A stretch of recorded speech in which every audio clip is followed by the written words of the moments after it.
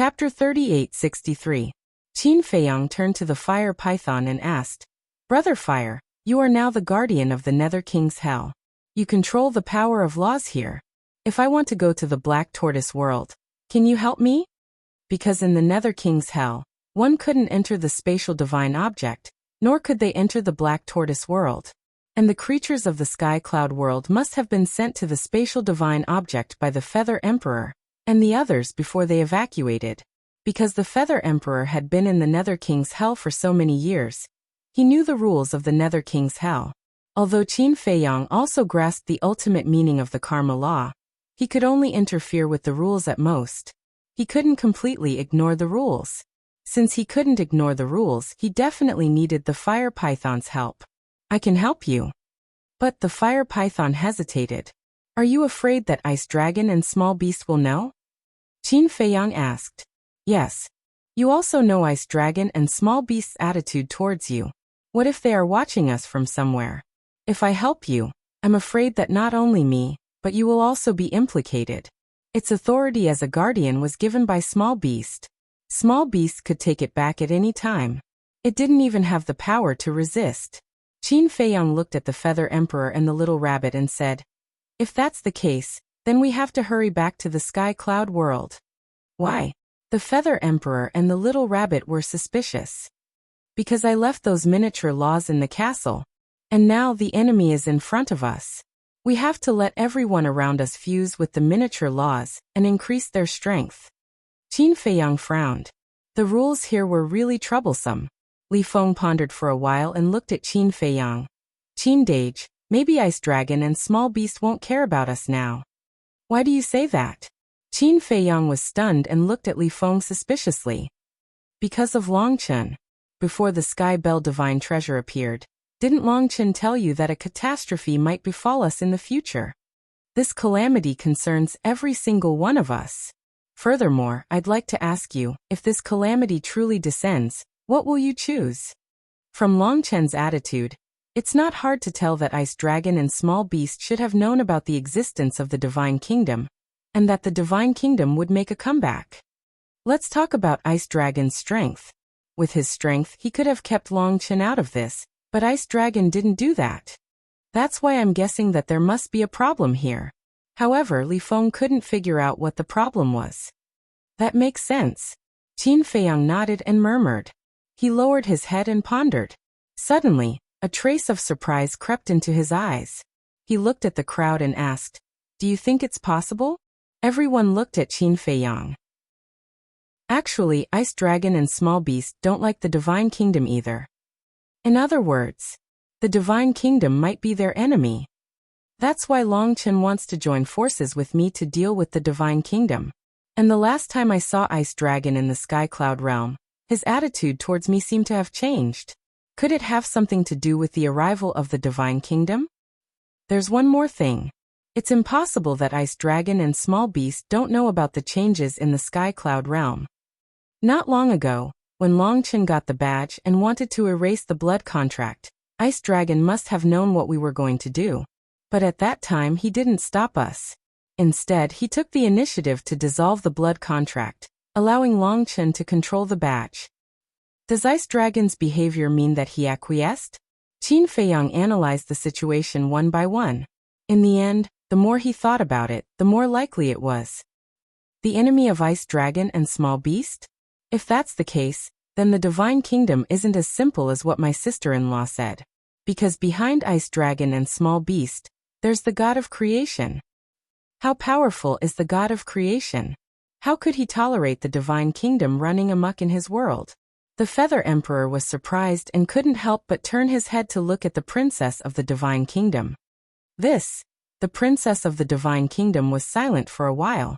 Then she shook her head and said, "I don't know what you're talking about. I guess you'll have to ask my father." The Blood Ancestor thought for a while and waved his hand. "Let's not scare ourselves here. Maybe Small Beast and Ice Dragon are too lazy to take action and want to give us a chance to gain experience and perform." Hearing this, Qin Feiyang and the others couldn't help but smile bitterly. Now they were indeed scaring themselves. Qin Feiyang took a deep breath and said, "Let's not talk about this for now. Let's find Long Chun and prepare to fight our way back to the Sky Cloud realm.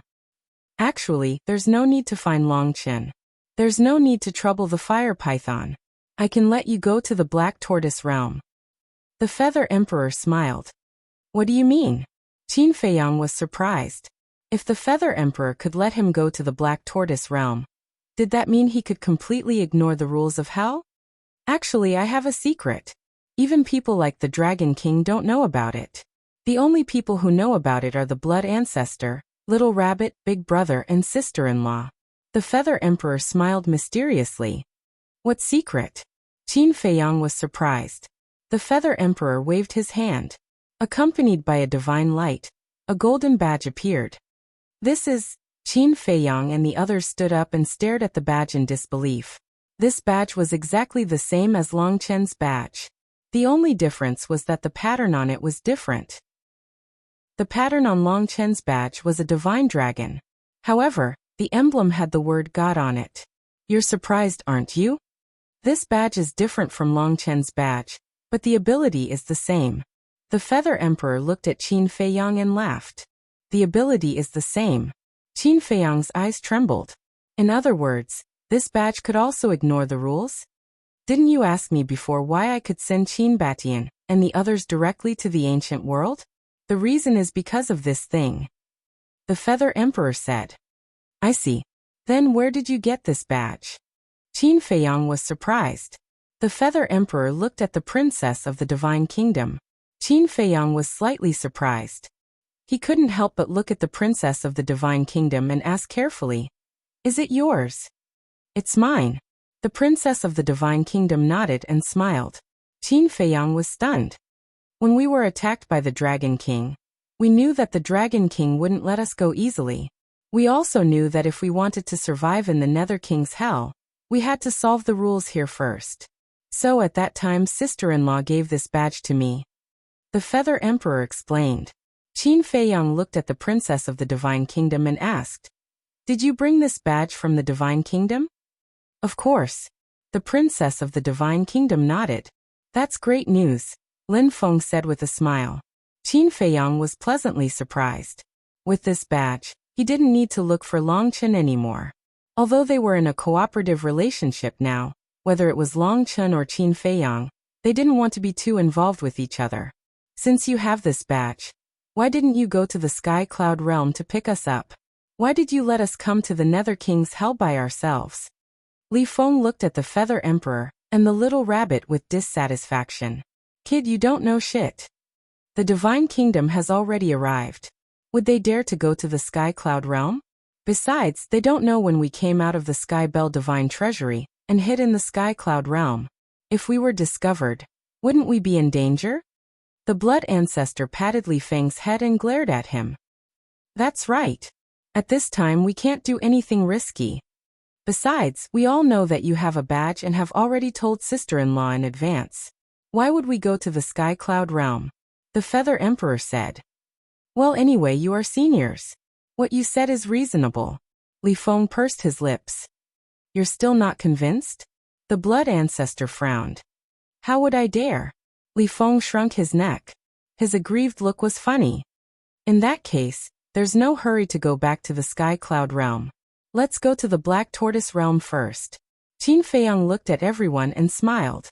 This way, even if the small beast and the ice dragon knew, they wouldn't blame the fire python. Everyone nodded. Their eyes were full of expectation. What kind of scene would it be to see hundreds of thousands of Dao laws? Especially the little rabbit and the Feather Emperor. Because Elder Hua and the others didn't know much about the Dao laws. But the little rabbit and the Feather Emperor knew the meaning of the Dao laws better than anyone. Every Dao law miniature was a priceless treasure to the Sky Cloud realm. The Black Tortoise realm. The Madman and the White-Eyed Wolf were working hard to integrate the Dao laws. The Raging Flame Magic Sword had already entered the land of origin. With everyone's appearance, the deserted Devil's Land became lively. There were many people here, including the little rabbit, who had never been to the Black Tortoise realm before. So when they first arrived at the Black Tortoise realm, their faces were full of surprise.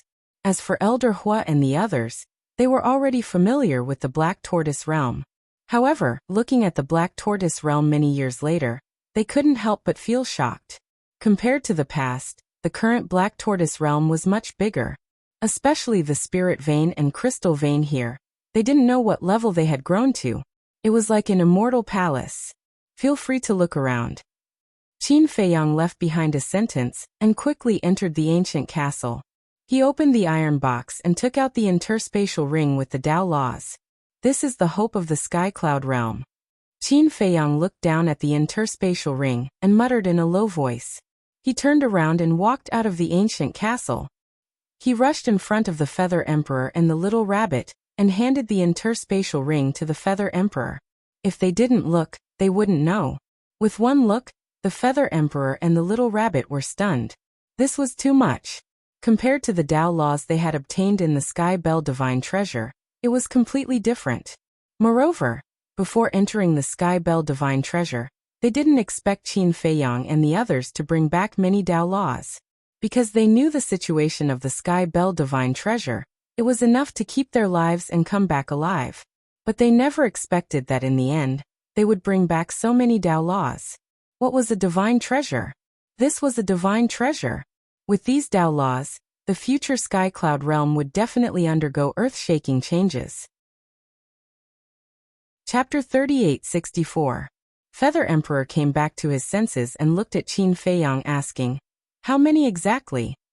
According to Qiao Shui, there are more than 320,000 miniatures. Among them, there are more than 30,000 miniatures of the strongest laws. The rest are all miniatures of ordinary laws. Qin Feiyang explained. There are so many miniatures of the strongest laws. Little Rabbit grabbed the interspatial ring, not wanting to return it to Qin Feiyang. Feather Emperor looked at Little Rabbit and said with a smile, "Now you have to admit that the student has surpassed the master." "I was just lucky." Little Rabbit pouted and threw the interspatial ring to Qin Feiyang saying, "Where is the place where you brew the divine wine?" Qin Feiyang was stunned. With so many miniatures of laws in front of him, wasn't it tempting? He was still thinking about the divine wine. What a complete drunkard. However, he didn't dare to let Little Rabbit look for Zhao Si. Because with Little Rabbit's personality, once he saw Zhao Si and found the wine cellar, he would definitely take all the divine wine. "Pei Daisen." Qin Feiyang called out. Whoosh! A figure tore through the air like lightning. It was Pei Daisen. Seeing so many big shots, he was a little nervous. Qin Feiyang said, "Go find Zhao Si and get more divine wine." "How much is more?" Pei Daisen was suspicious. "All of it." Little Rabbit spoke, giving Pei Daisen a fright. "Don't listen to it. You have to listen to it. It can't wait to take Zhao Si and the others away. Just take 5,000 to 6,000 jars. Also prepare some for the Beast Emperors." Qin Feiyang rolled his eyes at Little Rabbit and looked at Pei Daisen. "Okay." Pei Daisen responded respectfully, turned around, and tore through the air like lightning. Elder Hu glanced at Pei Daisen and said with a smile, "I didn't expect that even this person has been subdued by you. After all, this is my territory. Besides, I have so many tempting things here. How can he not be obedient?" Qin Feiyang smiled and glanced at Elder Hu and the others. He said, "None of us are outsiders. Feel free to take whatever law fragments you need." What's so special about this miniature of laws? Some people were doubtful. Although he had heard about it, he wasn't too sure about it. The Feather Emperor looked at the crowd and explained. The law miniatures are the key to opening the ultimate door. In other words, as long as you fuse with the corresponding law miniatures, you will be able to open the door to the ultimate meaning. As long as you work hard, you will be able to comprehend the ultimate meaning sooner or later. Furthermore, after fusing with the miniature of the laws, I'll be able to comprehend the ultimate profound in the shortest amount of time. It's not an exaggeration to say that it can increase the speed by tens of times. Qin Feiyang added. The people standing in front of him were all people who were on very good terms with him. The three heads of the Demon Palace. The three giants of the Rogue Cultivator Alliance, as well as the Shunmang couple. The three heads of the Sky Palace. There was also He Zhongtian from the Divine Hall. Each of these people had already opened the door to potential. After fusing with the miniature of the laws, their strength would definitely increase by leaps and bounds. After hearing Qin Feiyang and the Feather Emperor's explanation, the group was instantly excited. They hadn't been idle all these years. The Feather Emperor and Little Rabbit had also taken good care of them. They had set up the law of time for 1 day and 5,000 years. For example, Elder Hua had already comprehended 3 types of ultimate meaning. They remembered that in the beginning, Elder Hua had only grasped 1 type of ultimate meaning. This was the advantage of opening the door to potential. The speed of comprehending the ultimate meaning was countless times faster than ordinary people. Qin Feiyang then looked at the Little Rabbit and said with a smile, "Big brother, call everyone out." "Sure. You're rich now. If you let them continue to stay with me, you'll be hindering their future." The Little Rabbit said with a grunt, "You can't say that. If it weren't for your careful guidance, would they have their current achievements?" Qin Feiyang smiled embarrassedly. "Don't flatter me. Although Uncle Rabbit did contribute, it's because they were willing to work hard. Anyway, my mission has been completed. Next, it's up to you." Little Rabbit waved its paw. In the void behind it, a group of people appeared. They were the Mermaid Princess, Pei Tianhong, Ancestor Mo, Wang Xiaojia, and the 6,000 secret guards. "Feiyang. Master. Young Master." Once everyone appeared, they immediately looked at Qin Feiyang. The Mermaid Princess directly pounced into Qin Feiyang's arms. Good. Good. Qin Feiyang nodded. All of them were in a sorry state. Some of them were even covered in dust. However, the aura and temperament they exuded were completely different from before. Wang Xiaojia, Qin Chun, Long Tianyu, and the other juniors had already stepped into the perfection sovereign realm. They were less childish and had more stability and sharpness. Little Rabbit scanned everyone and chuckled. "Release your law aura and let him take a look." Boom. Immediately, the power of law aura emerged. Qin Feiyang was shocked. Almost everyone had already grasped 2 or 3 supreme profound meanings. Ancestor Mo, Mu Tianyang, Mu Qing, and Dong Zhengyang were even more exaggerated. They had already comprehended 3 or 4 supreme profound meanings. This was Little Rabbit's ability? That was too terrifying. "How is it? I didn't disappoint you, right?" Little Rabbit looked at Qin Feiyang and smiled proudly. "Look at what you're saying. Even if I'm disappointed, can I blame you?" Qin Feiyang bared his teeth. "At least you have some conscience. No matter what, Uncle Rabbit is finally free. All of you continue to work hard in the future." Little Rabbit looked at the group of people and said indifferently, Everyone nodded. Although these years of bitter cultivation were tough and Little Rabbit's methods were ruthless, not letting them have a good day, they all felt that it was worth it. Xiang. Yun Zhongtian suddenly looked at Yun Xiang in the crowd, and a look of surprise crept onto his face. Yun Xiang was actually looking for Yun Zhongtian as well, so when he heard Yun Zhongtian's voice, he immediately looked towards the direction of the voice and his eyes were filled with joy. But when he walked in front of Yun Zhongtian, a sense of self-blame and guilt rose as he lowered his head and said, "I'm sorry. Xiang is unfilial. I haven't come home to visit you all for so many years." "It's all right." Yun Zhongtian shook his head and reached out to touch Yun Xiang's head. In the end, he realized that Yun Xiang was now taller than him, and was no longer the youth from back then. Finally, he patted Yun Xiang's shoulder and said, "It's all over now. Come back with me later. Your father and brother have missed you all these years." Yun Xiang nodded, tears welling up in his eyes. "All right. All of you go find the law epitome that you need and go into seclusion. The real battle has yet to begin, and we can't let our guard down. I have to go into seclusion as well. Brother Fire, old ancestor, do as you wish." Qin Feiyang looked at Feather Emperor, Fire Python, and the Princess of the Divine Kingdom and smiled. Then he hugged the Mermaid Princess and headed home.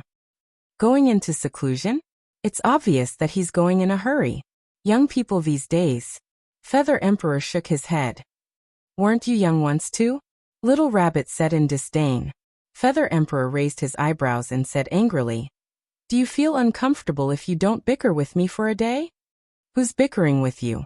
Little Rabbit snorted coldly and stared at Qin Feiyang's back as she shouted, "Third brother, you're not young anymore. Hurry up and work hard to give birth to a fat little boy for this old ancestor of yours. Otherwise, you'll always go against Uncle Rabbit. Qin Feiyang's body stiffened. The mermaid princess's face turned red. You talk too much? Qin Feiyang turned his head and glared fiercely at the little rabbit. Then he took the mermaid princess and ran into the loft. Wait, where's little crazy? All of a sudden, a suspicious voice could be heard. It was Zhuo Xiaoxian. Even though she was not fond of cultivating, she had already achieved the peak ruler realm under Little Rabbit's guidance. You must be sister. Li Feng went up to Zhuo Xiaoxian. Zhuo Xiaoxian blushed. Sigh. Sister, I'm sorry. We didn't protect brother Crazy. He's already. Li Feng let out a sigh and squeezed out 2 drops of tears as he spoke in a sorrowful tone. What happened to him? Zhuo Xiaoxian's face turned pale as her body began to tremble. Li Feng wore a heartbroken look. The blood ancestor's face darkened upon seeing this. He immediately gave Li Feng a knock on the head. Zhuo Xiaoxian then said, Don't listen to him. Little Crazy is fine now. He's in seclusion in the castle trying to merge the succession. Zhuo Xiaoxian immediately ran toward the castle. Is it fun? The blood ancestor glared at Li Feng. I just want to test his feelings for brother Crazy. Li Feng smiled flatteringly. The blood ancestor rolled his eyes and scanned the crowd as if he was looking for something. Finally, when he saw Long Tianyu, a hint of a smile flashed across his eyes. He looked at the crowd and said, Hurry up and get the epitome of the laws you need. In the attic. After a long separation, the fire burned like dry wood. After a long time, Qin Feiyang was lying on the bed with the mermaid princess in his arms, enjoying this rare peace. Suddenly, the mermaid princess looked up at Qin Feiyang and said, Why don't we have a child? Ha! Qin Feiyang was slightly stunned. He lowered his head and looked at the mermaid princess. For a moment he was caught off guard. I know. You don't want to have a child now, because it will be a burden to you. However, a family without a child, no matter what others think, in my opinion, it's incomplete. The mermaid princess muttered. What are you thinking about? How can a child be a burden? I'm afraid that if I give birth now, I won't be able to take good care of him. I might even implicate him. You know that I have too many things to face. If I'm not careful, I might even lose my life. How can I protect him? Qin Feiyang shook his head and sighed. I can take care of him, the mermaid princess hurriedly said. Qin Feiyang looked at his wife in astonishment. He didn't realize before that this little girl actually wanted a child so much. But thinking about it, it made sense. Most women, after finding someone to belong to, would yearn for a crystallization of love. After pondering for a while, Qin Feiyang's naughty hands hugged the mermaid princess and said with a smile, How about this? When the matters in the divine kingdom are over, we'll return to the great Qin and live a peaceful life. At that time, you can have as many children as you want, even if it's dozens. Dozens. The mermaid princess blushed and said angrily, What do you take me for? Hee hee. Qin Feiyang snickered and dove back into the quilt to engage in a fierce battle. Ah, he's quite energetic. Chapter 3865. 2 days later. In the 2 days outside, 10,000 years had passed in the Black Tortoise world. Everyone was in seclusion, fusing with their own laws. Even the Feather Emperor had taken away 3 laws. Compared to the Feng people, the dragons and Qilins were much calmer. Although Long Chen had obtained 2 inheritances, namely the Law of Slaughter and the Law of Spacetime, with Long Chen's status, the Dragon King would not dare to snatch them from him. Qi Xiaoyan had also obtained an inheritance of the Law of Destruction, but he had already fused with it in the Sky Bell Divine Treasury.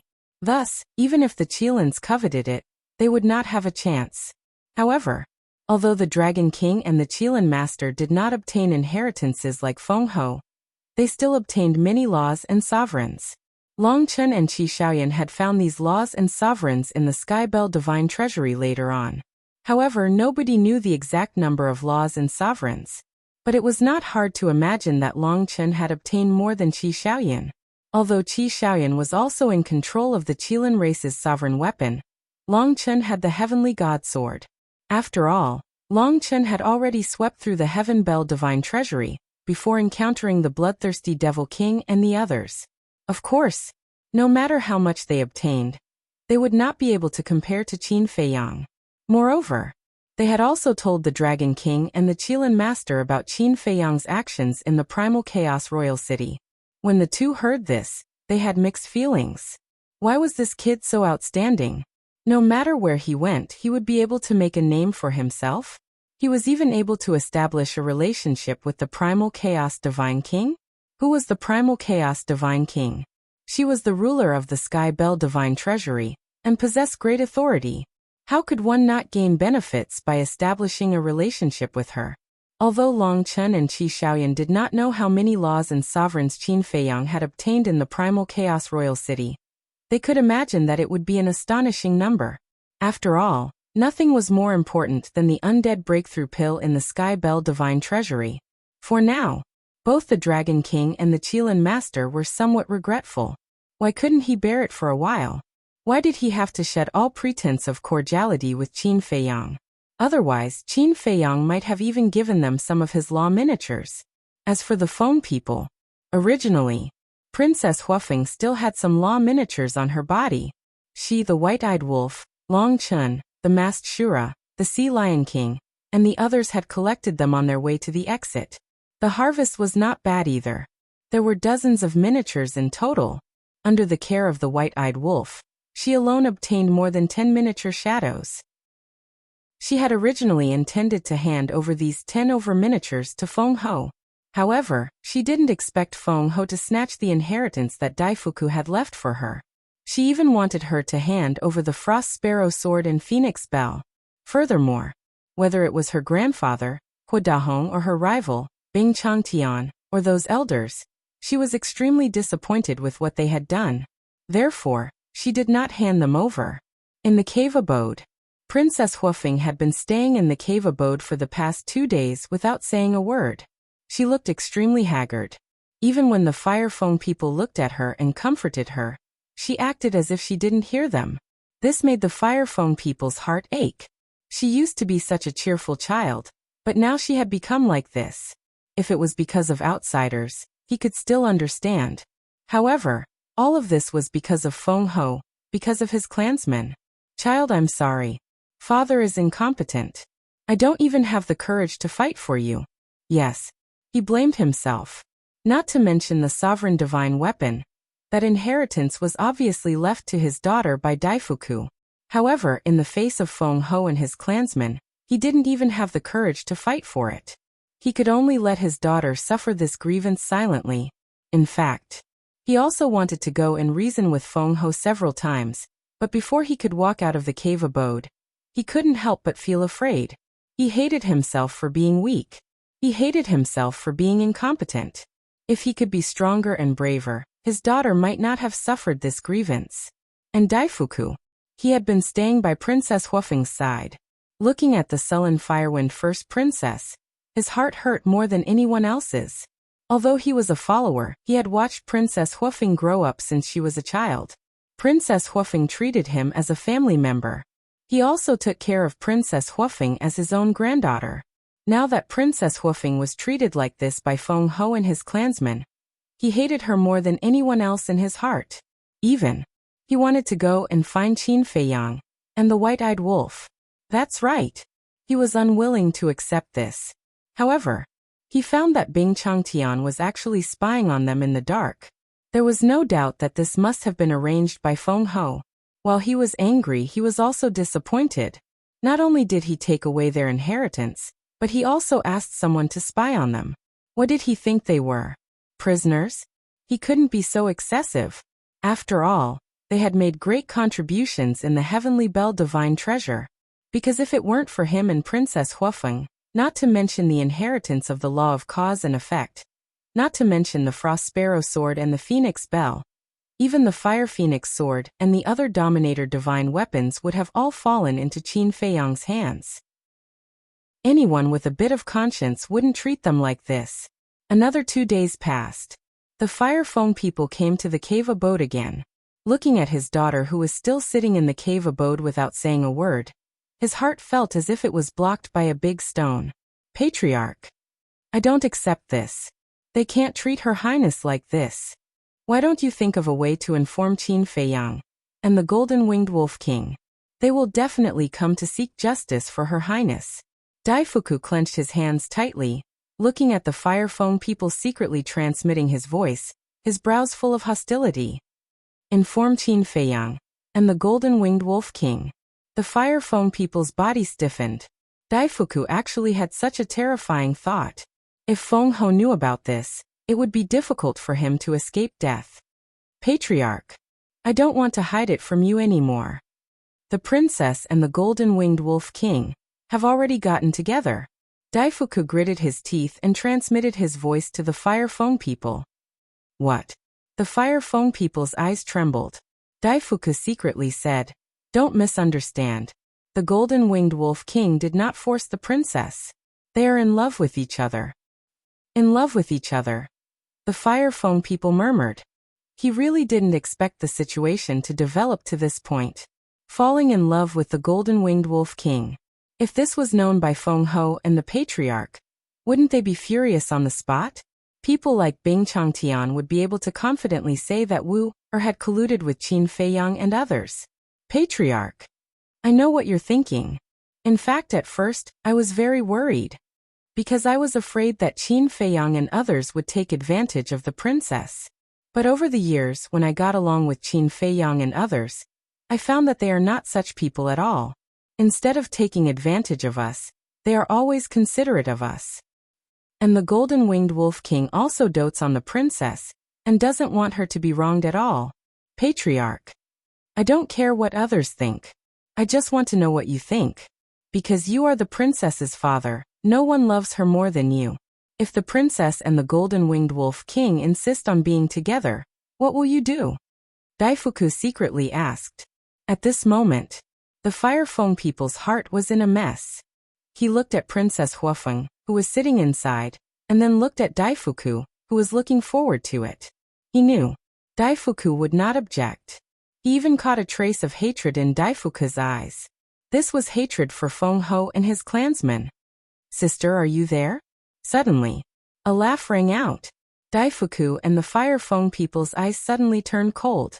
They looked up at the door of the cave residence, and saw a snow-white figure landing outside the cave residence. It was Bing Running.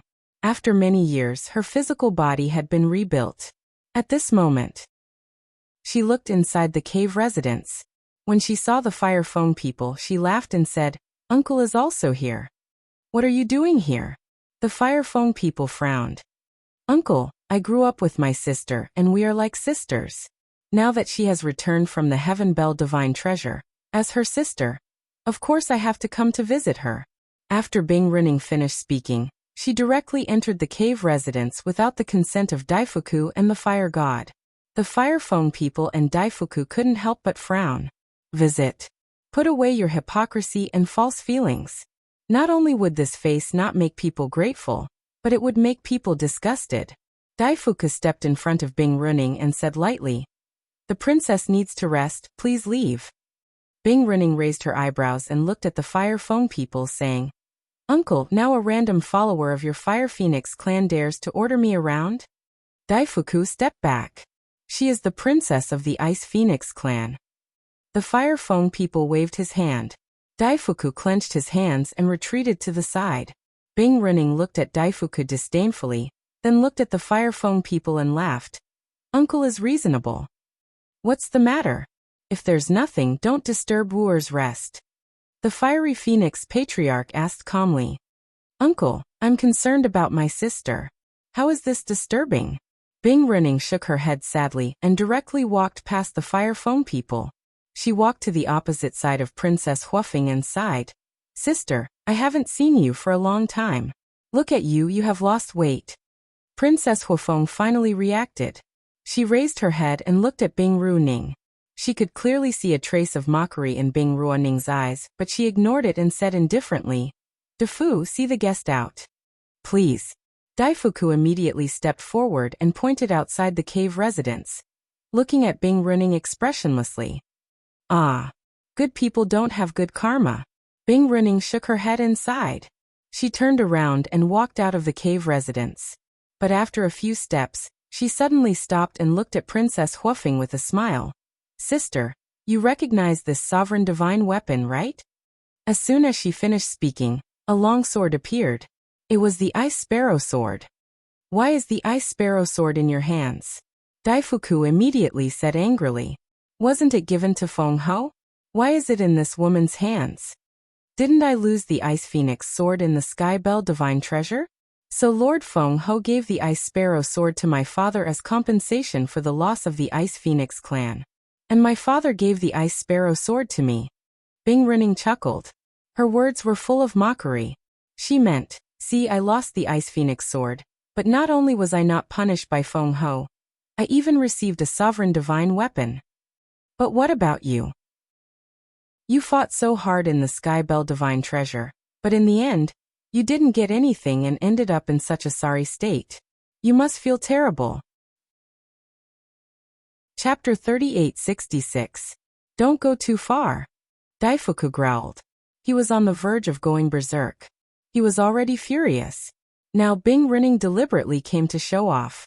The most important thing was, they worked so hard to get the sovereign divine weapon, but Feng Ho gave it to Bing Changtian, and now it fell into Bing Renning's hands. That's right.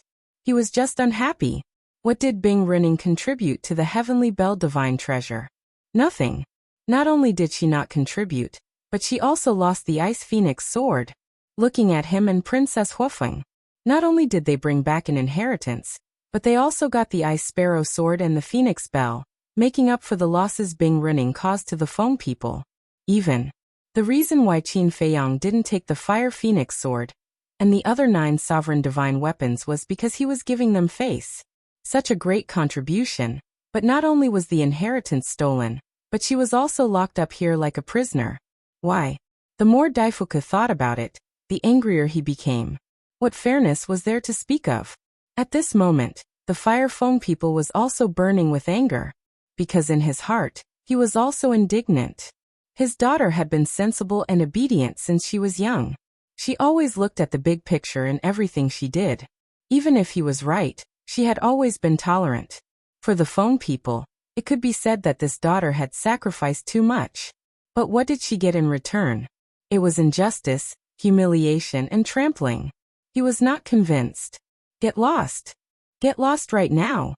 The Fire Feng people stared at Bing Renning with red eyes and roared. Looking at the two furious people, Bing Renning did not take it to heart. She looked at Princess Huofeng and smiled. Sister, have a good rest and take care of yourself. After all, you are the future hope of the Feng people. Everyone has high hopes for you. After saying that, she put away the Ice Sparrow sword and turned to leave. From the beginning to the end, the Ice Sparrow sword did not speak. It watched this scene coldly. It wanted Princess Huofeng to experience the fickleness of human nature and the fickleness of the world. It wanted her to see the ugly faces of these people.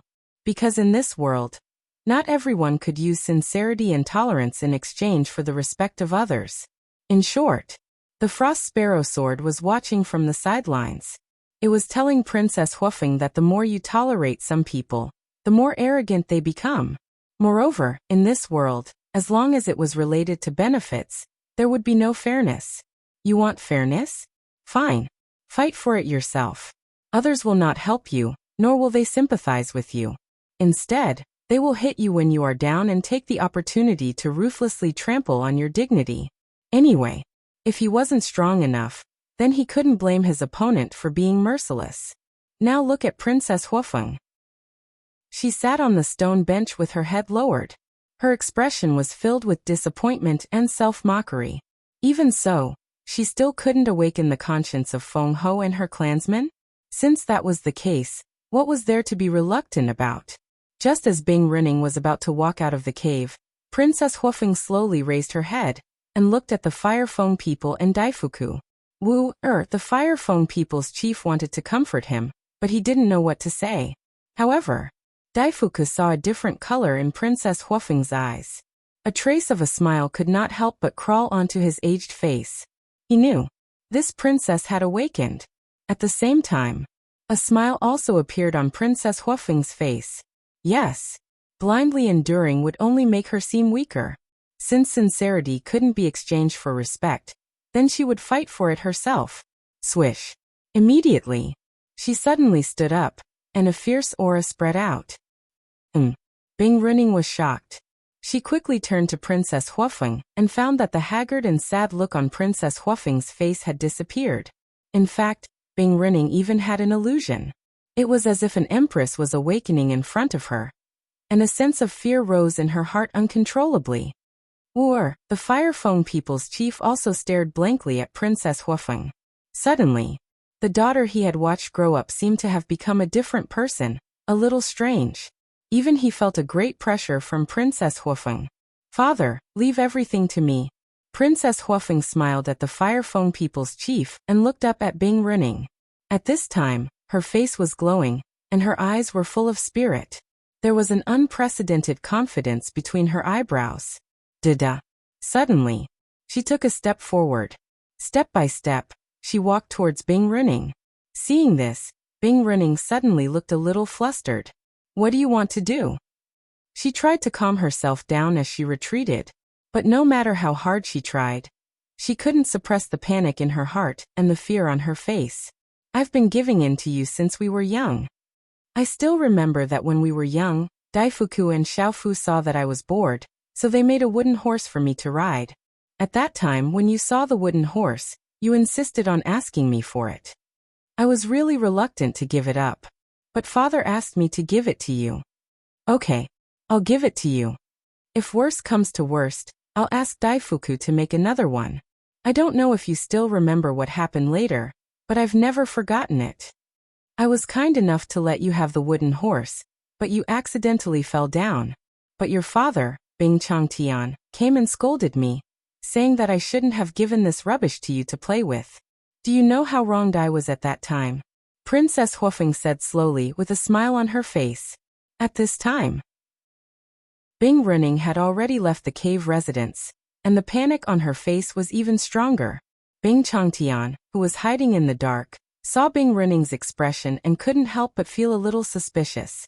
But when he saw Princess Huofeng, the Fire Phone People's chief, and Daifuku coming out of the cave residence together, especially when he saw Princess Huofeng's aggressive aura, his face suddenly changed.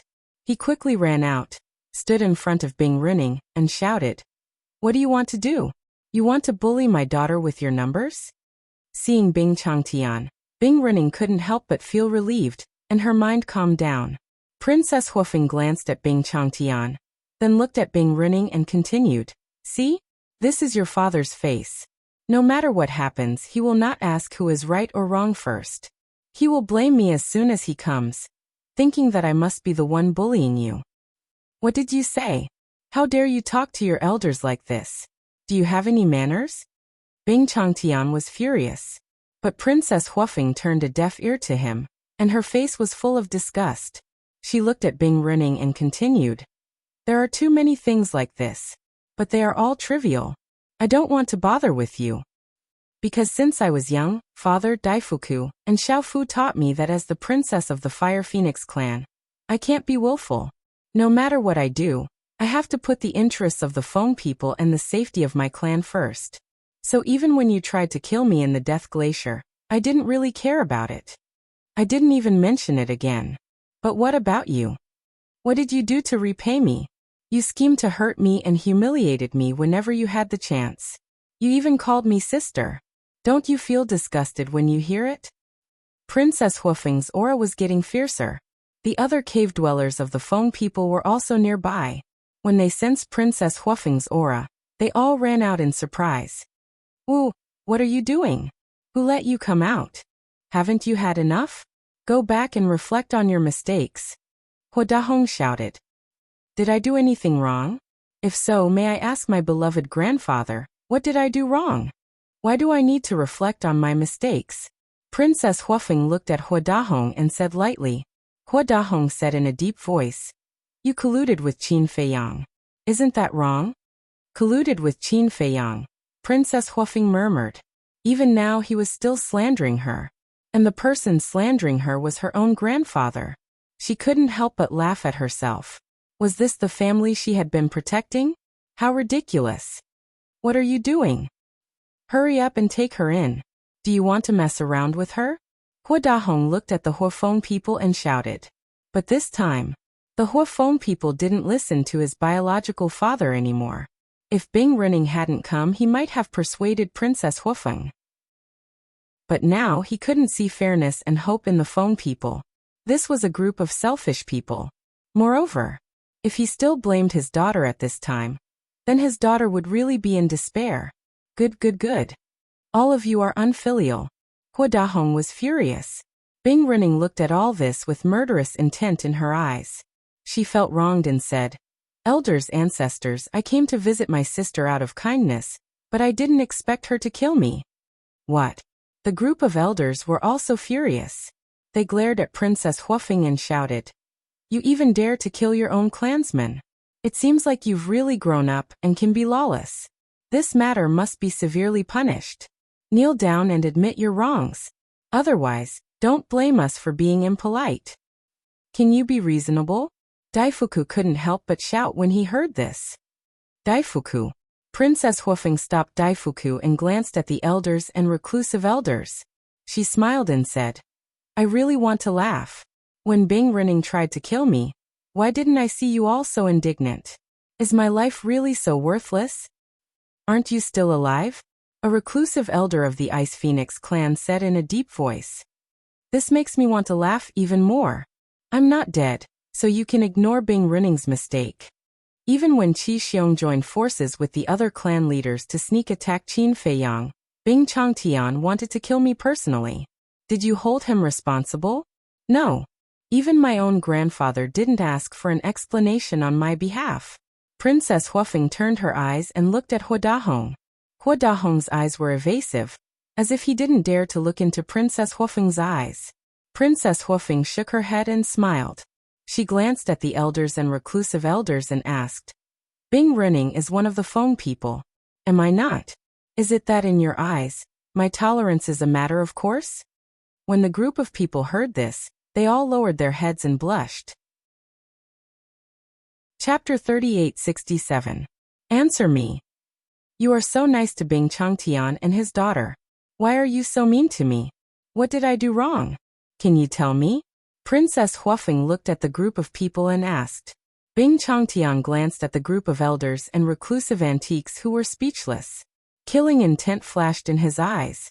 He looked at Princess Huafeng and said, You did wrong by colluding with Qin Feiyang. That's right. As the eldest princess of the Fire Phoenix clan, you actually colluded with our enemy. You are a disgrace to the Feng people. Do you know that? Originally, I wanted to give you a chance to turn over a new leaf by asking you to face the wall and reflect on your mistakes, but I didn't expect you to be so stubborn. The group of elders and reclusive antiques immediately took the opportunity to attack Princess Huafeng. Haha. Princess Huafeng laughed. These were her clansmen. The people she had been protecting were actually such a group of people? How sad. You have gone too far. Daifuku clenched his fists. Did I touch your sore spot? Are you angry now? Bing Renning sneered. It's not worth it. But I'm sure the Feng people have nothing to miss. Princess Huafeng shook her head. Then where are you going? Are you going to join Qin Feiyang? I think so. You have always colluded with him. It's normal for you to join him. Maybe you have wanted to betray the Feng people for a long time. You just couldn't find a suitable excuse. After all, if you leave without a reason, you will be labeled as a traitor. But it's different now. You all put on a pitiful look and put all the blame on us. It's as if you were forced to do this. Even if you go and seek refuge with Qin Feiyang now, no one will say anything about you. Sister, you are really good at acting. Bing Renning said with a mocking smile. Bing Renning, you're courting death. Daifuku couldn't hold himself back any longer. With a roar, he activated the space-time law's ultimate profundity and charged at Bing Renning. Bing Renning's expression changed and she quickly hid behind Bing Changtian. Bing Changtian thought. Now that you have a Dominator divine weapon, what are you afraid of? Yeah, I have a sovereign weapon. What am I afraid of? Bing Renning came back to her senses and took a step forward.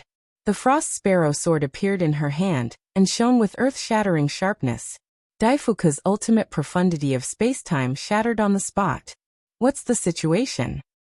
Dragons, Qilins, humans, and sea beasts all rushed out upon hearing the commotion. Isn't that Princess Huofeng? Why are they fighting? When they saw the situation at the phone people's side, their faces were filled with bewilderment. Strange. Why is the frost sparrow sword in Bing Rening's hands? The white-bearded old man mumbled. Qi Xiaoyan glanced at Princess Huofeng and Daifuku, then at Bing Rening and the others. A smile crept onto his face as he said, "Just wait. There's a good show to watch." On the other side, Long Chen stood at the peak of the mountain and looked at the phone people thoughtfully. Soon, he shook his head with a smile and turned to look at a young man beside him. It was a young man in golden clothes. His aura was extremely powerful. It was the first prince of the dragons. Have you heard of this saying? Long Chen asked with a smile. Ah. The first prince of the dragons looked at him suspiciously. Even the evils of the heavens can be defied. The evils we bring upon ourselves are the hardest to bear. Long Chen smiled faintly. What do you mean? The first prince of the dragons was confused. Why did he suddenly say such a thing? Just wait and see. The phone people are about to undergo a great change. Long Chen chuckled, and then looked at Princess Huofeng silently. After spending decades together in the Tianzhong Divine Treasure, he knew Princess Huofeng quite well. This woman was very responsible and had a forgiving heart. However, everyone had their own bottom line. If this bottom line was exceeded, then even a little sheep would become a terrifying beast. And now, the phone people were obviously challenging Princess Huofeng's bottom line. Looking at Daifuku again. At this time he had completely gone crazy. His eyes were red. He stared at Bing Rening with a murderous aura. Bing Rening's murderous intent was also aroused. Wasn't this a good opportunity to get rid of these two people? She looked at Daifuku and said, "A little follower dares to attack me. If I don't kill you today, how can the phone people establish themselves in the Sky Cloud realm in the future?" Then she held the frost sparrow sword and slashed at Daifuku. Princess Huofeng shook her head and looked at Bing Rening and the group of old antiques. She sighed and said, "The phone people want to establish themselves in the Sky Cloud realm with a group of people like you? Wishful thinking." Hearing this, everyone was furious on the spot. But at this time, Princess Huofeng looked at the frost sparrow sword and said apologetically, "I'm sorry, I was wrong." What do you mean? Why is she apologizing to the Dominator divine weapon? Those who didn't know were surprised, including Bing Changtian and the others. Seeing that Daifuku was about to be killed by the frost sparrow sword, the sword suddenly stopped. "Frost sparrow sword, what are you doing? Kill him for me." Bing Rening was stunned and immediately shouted, "Get lost." The ice sparrow sword coldly shouted, and a terrifying divine aura emerged. Bing Rening screamed and was sent flying. Her entire body was covered in blood in an instant. What's going on? Everyone was surprised. The frost sparrow sword betrayed her and hurt her master Bing Rening? Especially the people of the phone people. Their faces were full of shock. "Do you really admit your mistake?" The frost sparrow sword spoke. "Yes." Princess Huofeng nodded. "That's right. With your ability, you can totally become the new Feng Ho of the phone people. As for the current Feng Ho, she has no vision and no foresight. It's not that I look down on her, but even a clown is better than her." The frost sparrow sword smiled disdainfully and said a few words of advice like an elder. Then it landed in front of Princess Huofeng. "The new Feng Ho." Princess Huofeng murmured and shook her head with a smile. "I didn't expect you to have such high hopes for me. However, I have no interest in this Feng Ho. I just want to be with the person I love and live a carefree life." "I just praised you, and now you're saying such unambitious words?" The frost sparrow sword was speechless. "Everyone has their own ambitions." Princess Huofeng smiled. "All right. Up to you. It's fine as long as you leave the Phoenix clan. Because I feel disgusted just by looking at the faces of these people." The frost sparrow sword didn't hide its disdain. "What's going on? What did you do?" Bing Changtian glared at Princess Huofeng. Bing Rening also flew over and looked at the frost sparrow sword in disbelief. "It betrayed her? Do you even need to ask?" The Frost Sparrow Sword is my partner. Princess Huofeng smiled proudly. What? Bing Changtian's eyes trembled. Princess Huofeng looked at Bing Changtian and his daughter and sneered. You don't think that the Frost Sparrow Sword is your Dominator divine weapon, do you? Feng Ho won't let you get away with this. Bing Renning shouted. Who does Feng Ho think she is? One word from that stupid woman, and I'll kill her right now. The Frost Sparrow Sword sneered. You. Bing Renning sneered. It's just the Frost Sparrow Sword. Don't forget that the Feng people have 10 Dominator divine weapons. Bing Changtian turned to Hua Dahong and said angrily. Are you going to let them do whatever they want? Hua Dahong looked at Bing Changtian gloomily, then looked at Princess Huofeng and said, Are you done? Do you really want to rebel? Rebel? I'm not interested. I just want to take back what's mine. Princess Huofeng looked at the palace at the top of the mountain, and stepped into the air. Bastard! Hua Dahong was furious. The other elders and reclusive antiques were also shocked.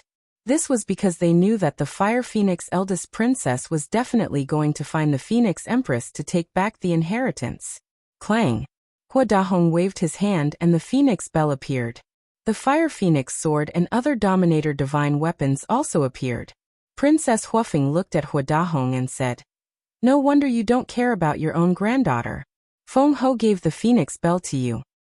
Hua Dahong said in a low voice, I'll give you one last chance. Hand over the Frost Sparrow Sword, kneel, and apologize to our people. Apologize?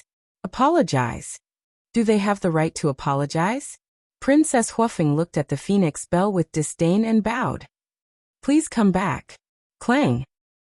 The Phoenix Bell rang and landed in front of Princess Huofeng. What? Hua Dahong was stunned.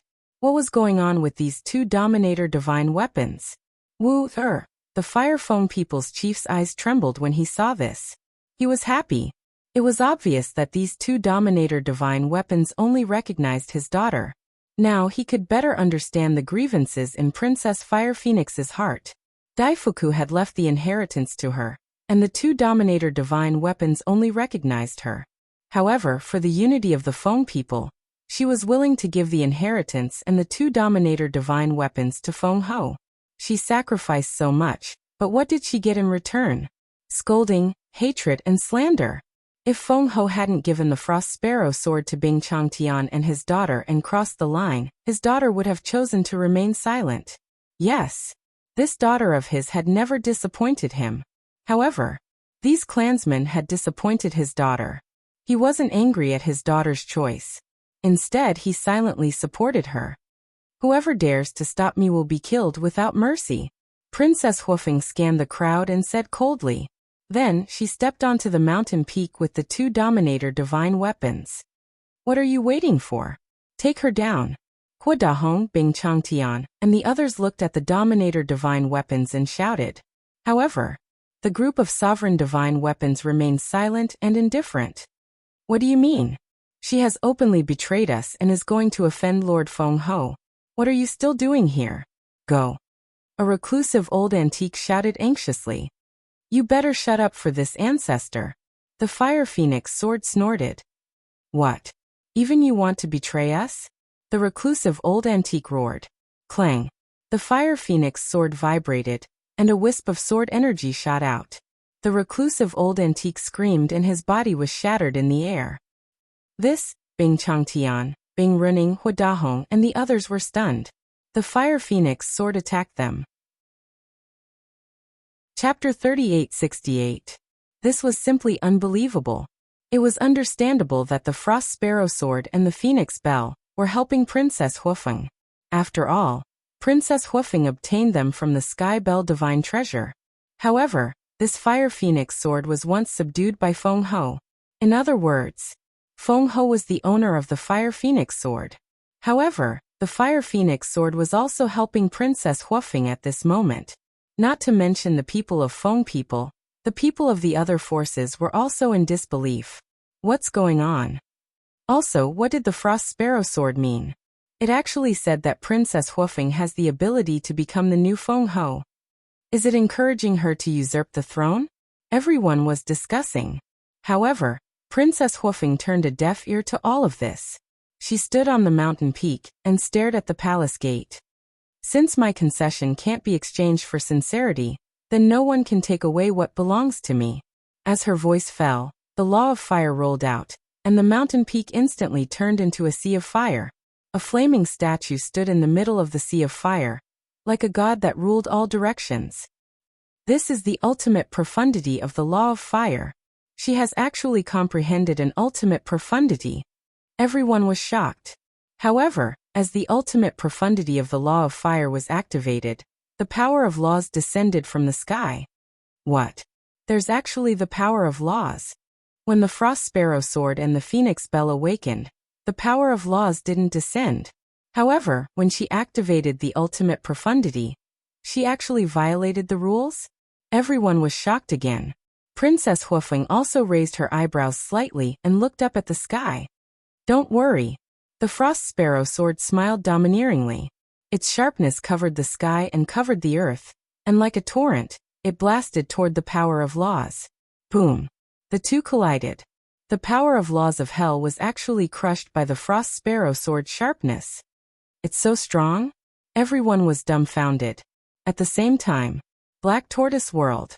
The fire python also obtained the law of fire, and was in seclusion somewhere in the devil's land. But suddenly, it opened its eyes and a trace of bewilderment crept into its eyes.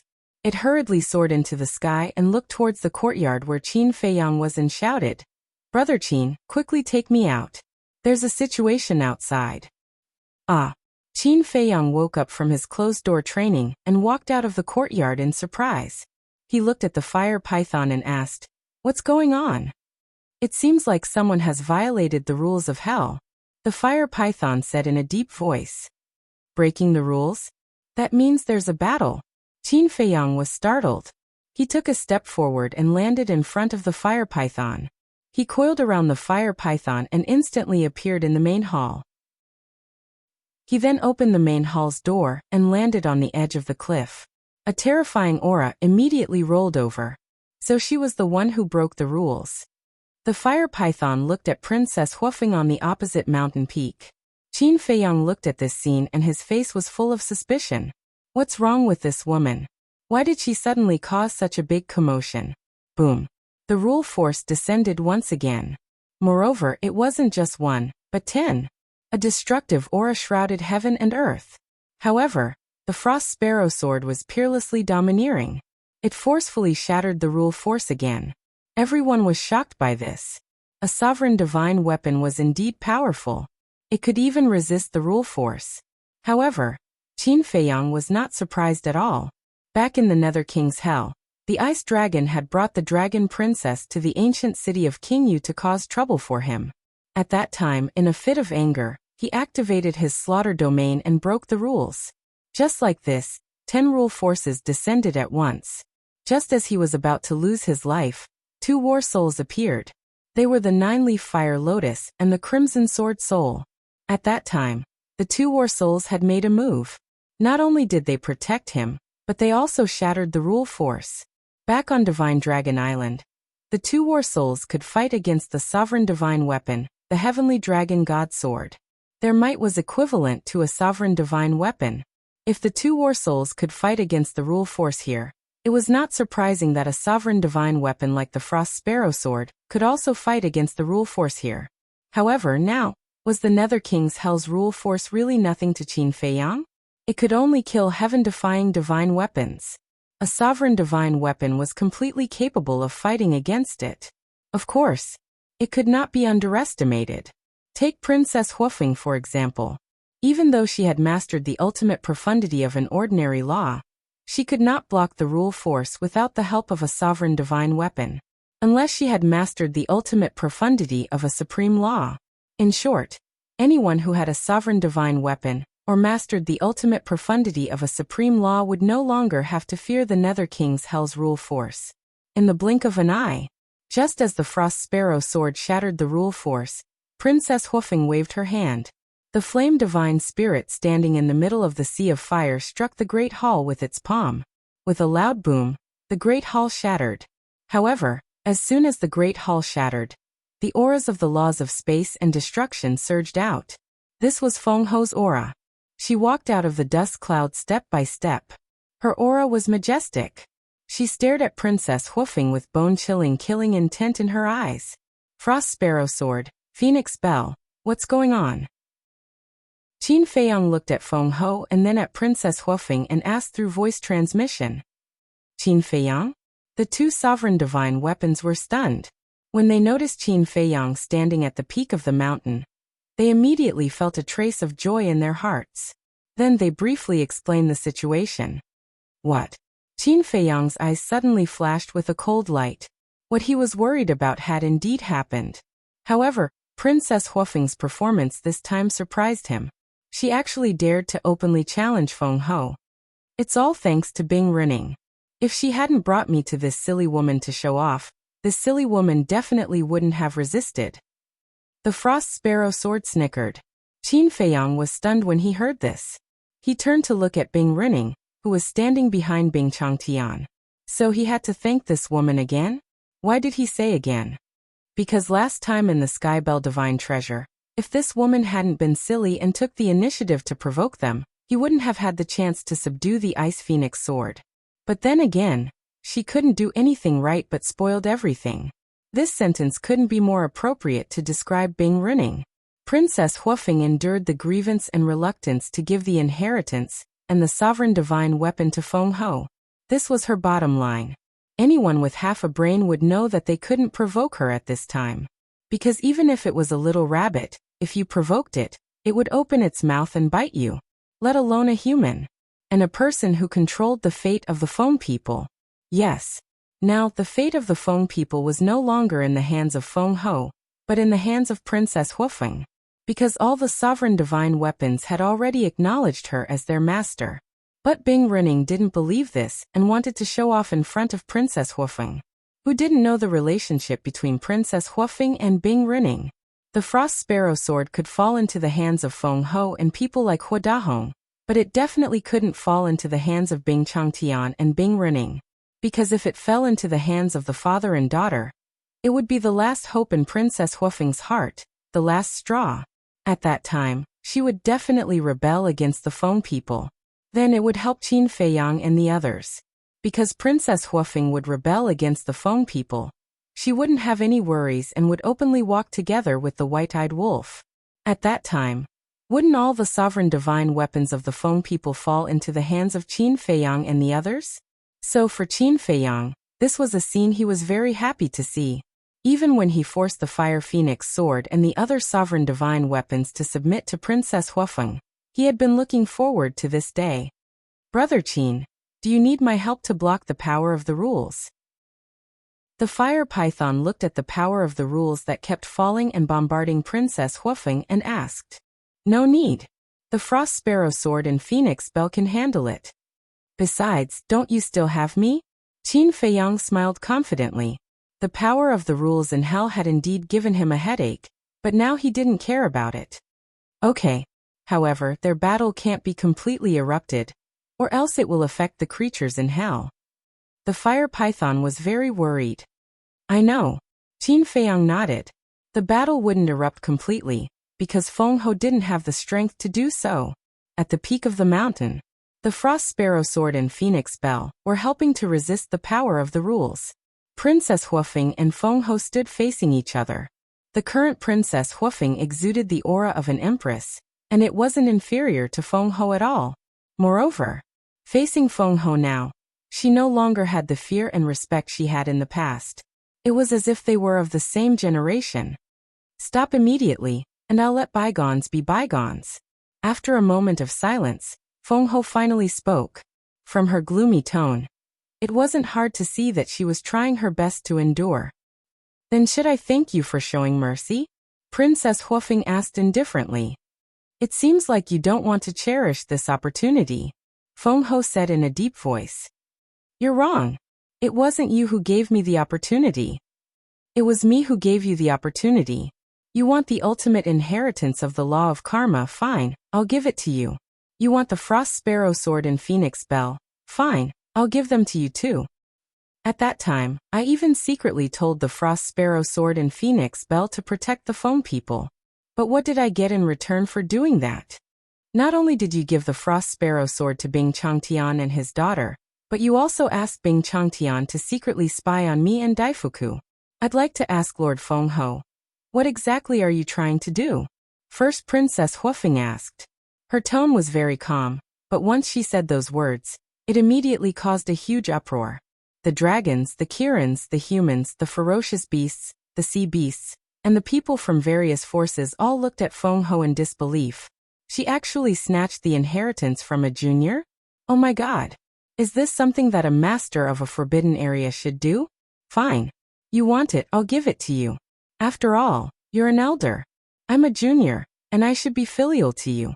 However, you actually gave my Dominator Divine Weapon to Bing Changtian and his daughter? That's too much. Who didn't know the grudge between Princess Huofeng and Bing Changtian and his daughter? Wasn't it obvious that Princess Huofeng would be disappointed by what she did? Therefore, everyone present couldn't help but complain about the injustice in their hearts for Princess Huofeng. She had worked so hard for so many years in the Heavenly Bell Divine Treasure, but in the end, she had benefited Bing Changtian and his daughter. She even ended up in a situation where she was spied on. Anyone would be resentful. Chapter 3869. At the same time, Feng Ho was also furious. She had tried her best to restrain herself because she didn't want to make a big deal out of it and ruin her reputation. However, she didn't expect Princess Huofeng to say it in public without any scruples. She was instantly cursed by everyone. The elders and antiques of the Feng people also looked quite gloomy. If Feng Ho's reputation was ruined, the entire Feng people would be disgraced as well. Their resentment towards Princess Huofeng grew even stronger. Yes, even at this time, they didn't reflect on themselves. They just kept pushing the blame onto Princess Huofeng. This was the common problem of selfish people. They would never think that it was their fault. If it was in the past, Princess Huofeng would definitely choose to remain silent and swallow this grievance alone. However, it was different now. She wanted to be her true self for once. Taking a step back and enduring would only encourage the other party to be arrogant. She looked at the Phoenix Empress with an extremely cold expression and said indifferently, "Please return the inheritance to me right now. You're courting death." Phoenix Empress clenched her fists and looked at the sovereign divine weapons floating below her. She shouted, "Kill this treacherous traitor right now."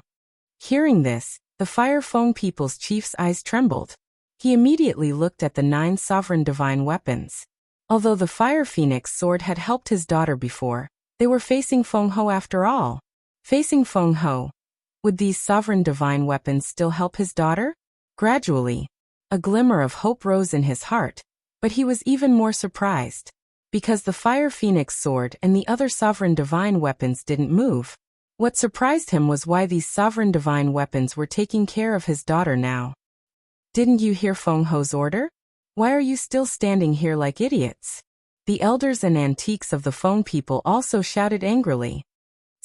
The Fire Phoenix sword sighed and flew to the top of the mountain. The other 8 sovereign divine weapons also silently followed after him. The Fire Feng people's chief became nervous again. Bing Changtian, Bing Runing, and the others sneered. They all thought that the Fiery Phoenix sword and the other sovereign divine weapons were targeting Princess Huofeng. In his heart, he was very pleased with himself. Even a sovereign weapon wouldn't dare to disobey Feng Ho's orders. However, they didn't notice that Princess Huofeng, whose back was facing them, didn't have any trace of nervousness on her face. Instead, there was a trace of mockery. Feng Ho looked at Princess Huofeng and said, "It's not too late for you to admit your mistake." Even she did not notice the trace of mockery hidden in Princess Huofeng's eyes. Princess Huofeng smiled without saying anything. "All right. I'll fulfill your wish." Feng Ho was furious. She shouted righteously, "You disobeyed your superiors. You colluded with the enemy and harmed your own clansmen. Your crime is punishable by death.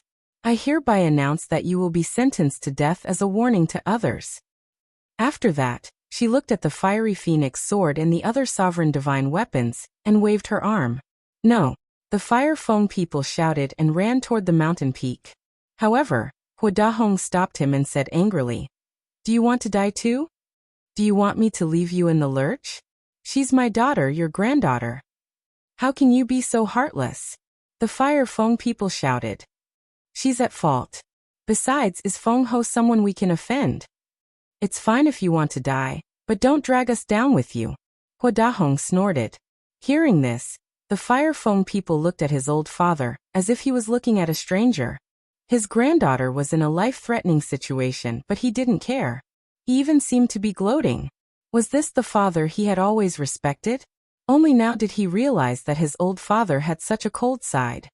Father, don't worry. Princess Huofeng turned to look at the Fire Feng people and smiled. How can I not worry? The Fire Feng people cried. Trust me. Princess Huofeng smiled, then looked at Feng Ho and sighed.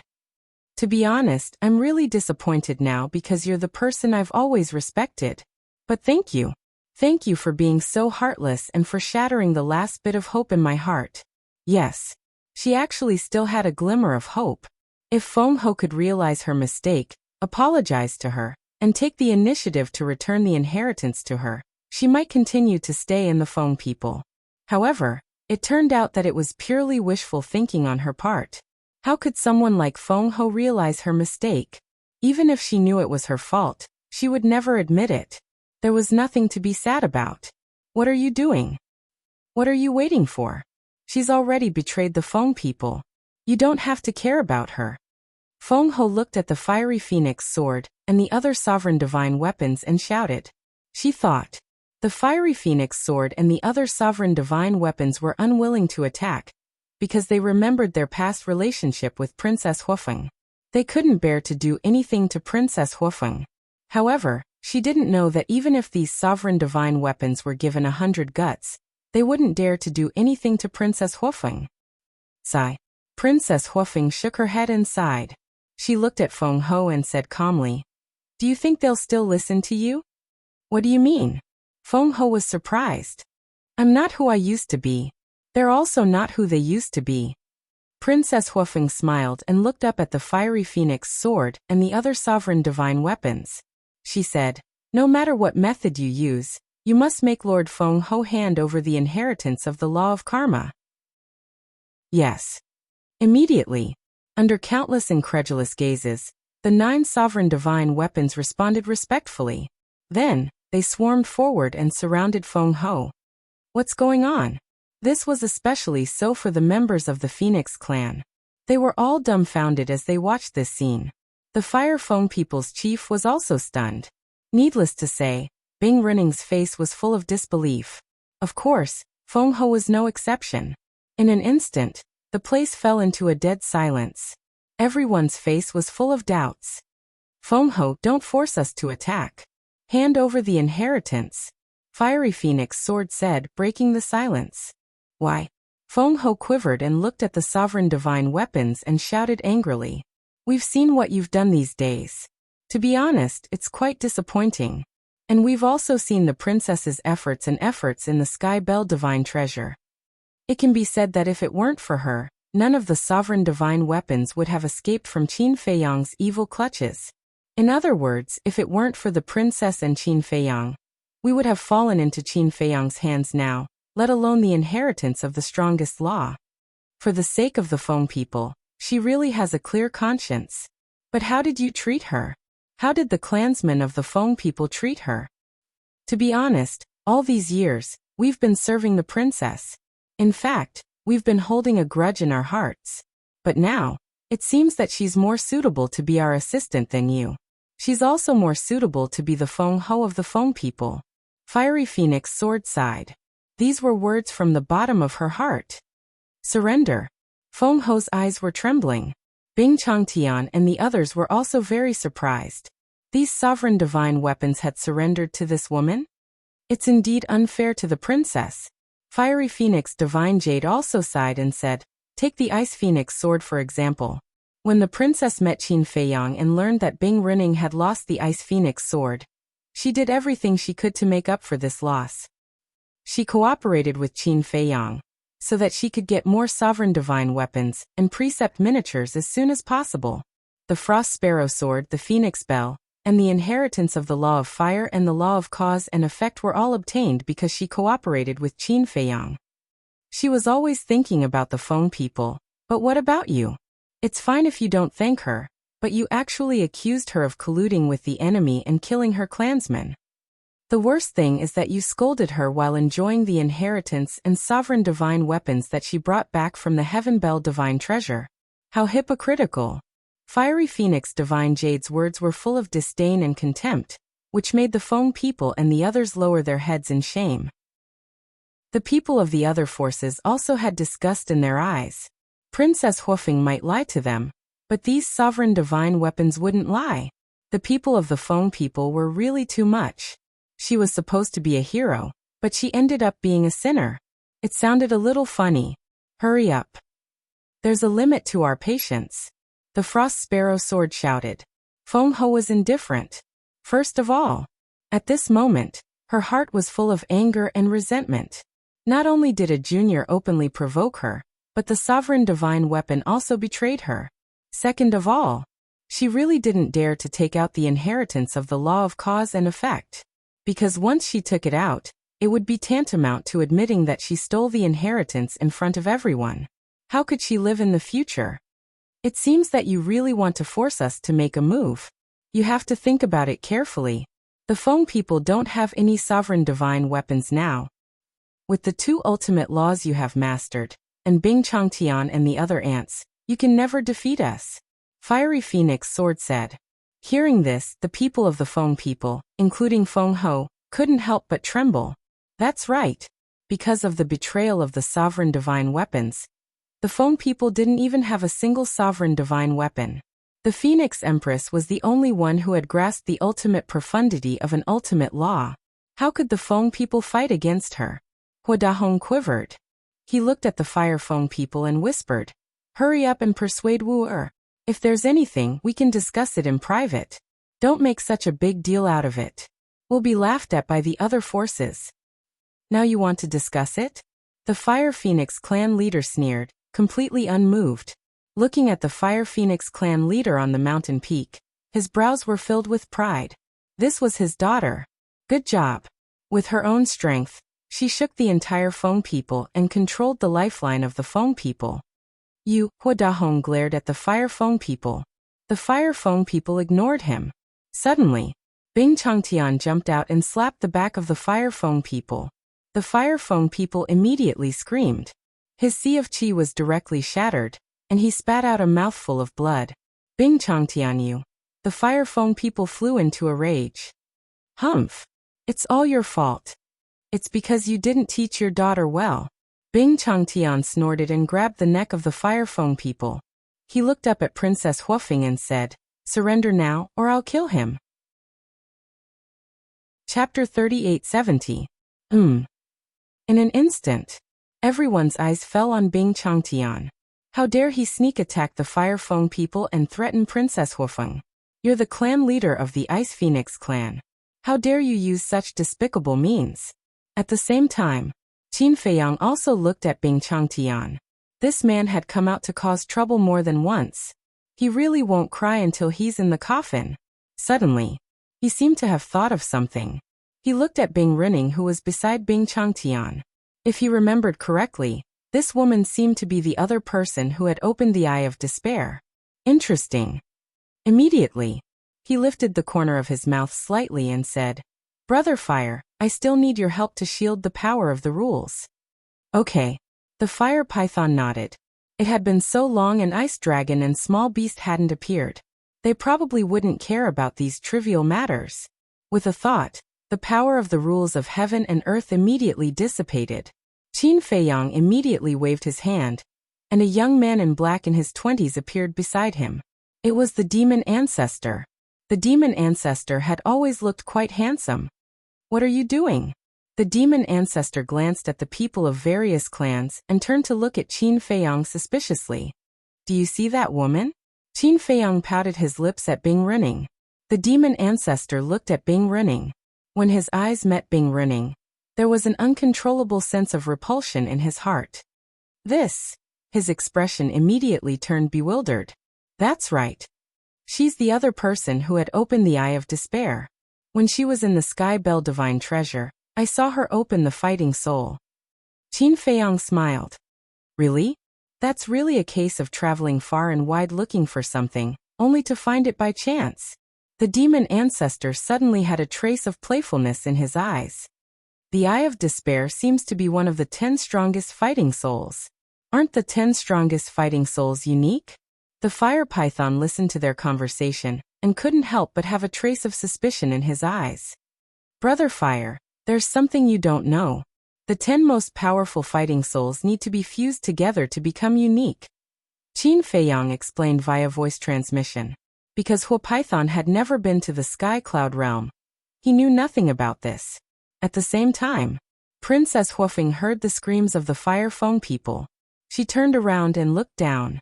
When she saw Bing Changtian sneakily attacking her father, and even using her father as a hostage, her eyes were filled with killing intent. If it was Hua Dahong, she would definitely ignore him. But the Fire Feng people looked different. The chief of the Fire Feng people stood by her side the whole time.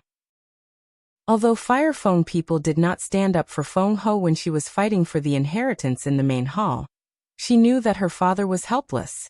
Even though Chief Feng people was the leader of the clan and held a high position, he had no right to speak in front of Feng Ho, the clan elders, and the old antiques in the clan.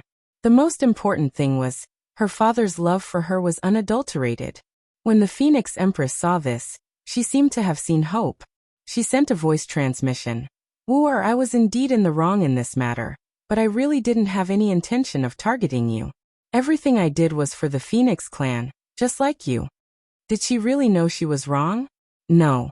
She was trying to appease Princess Huafeng's emotions while looking for an opportunity to kill her in one strike.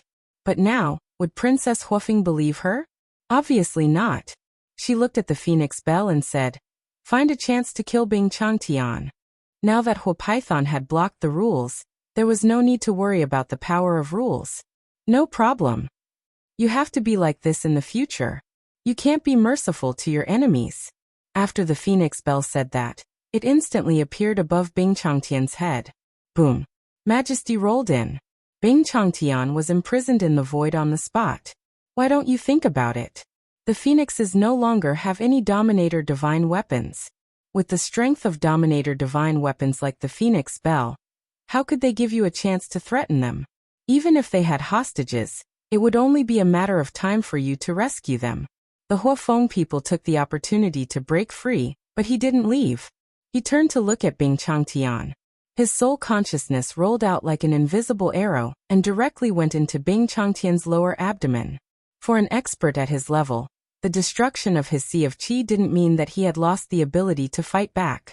The divine soul and soul consciousness could be used as weapons to fight back.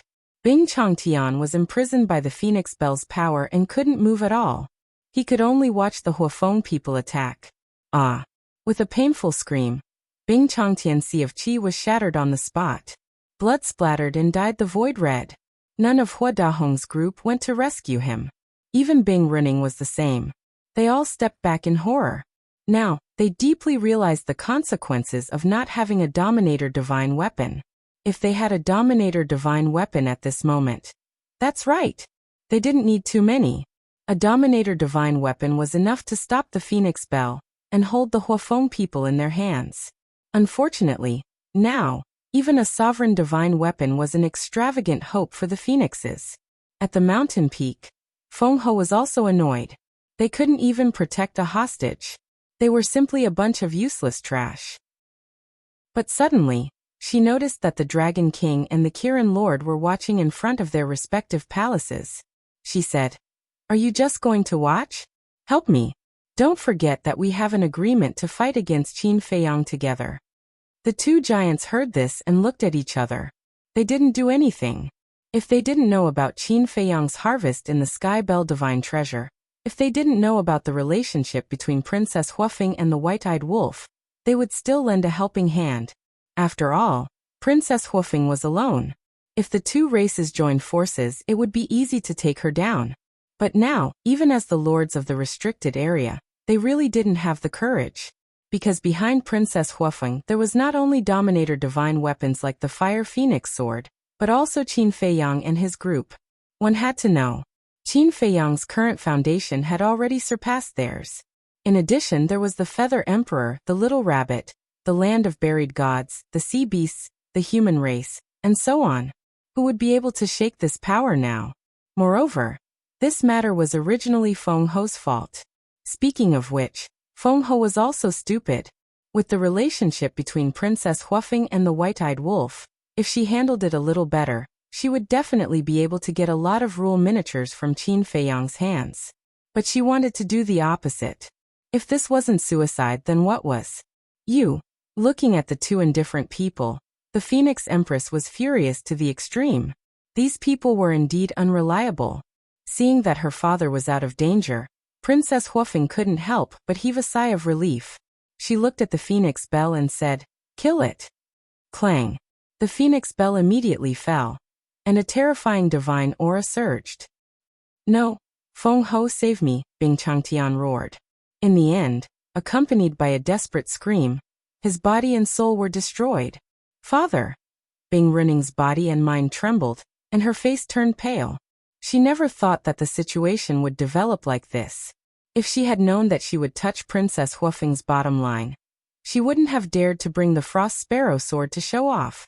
It could be said that everything that happened today was caused by her.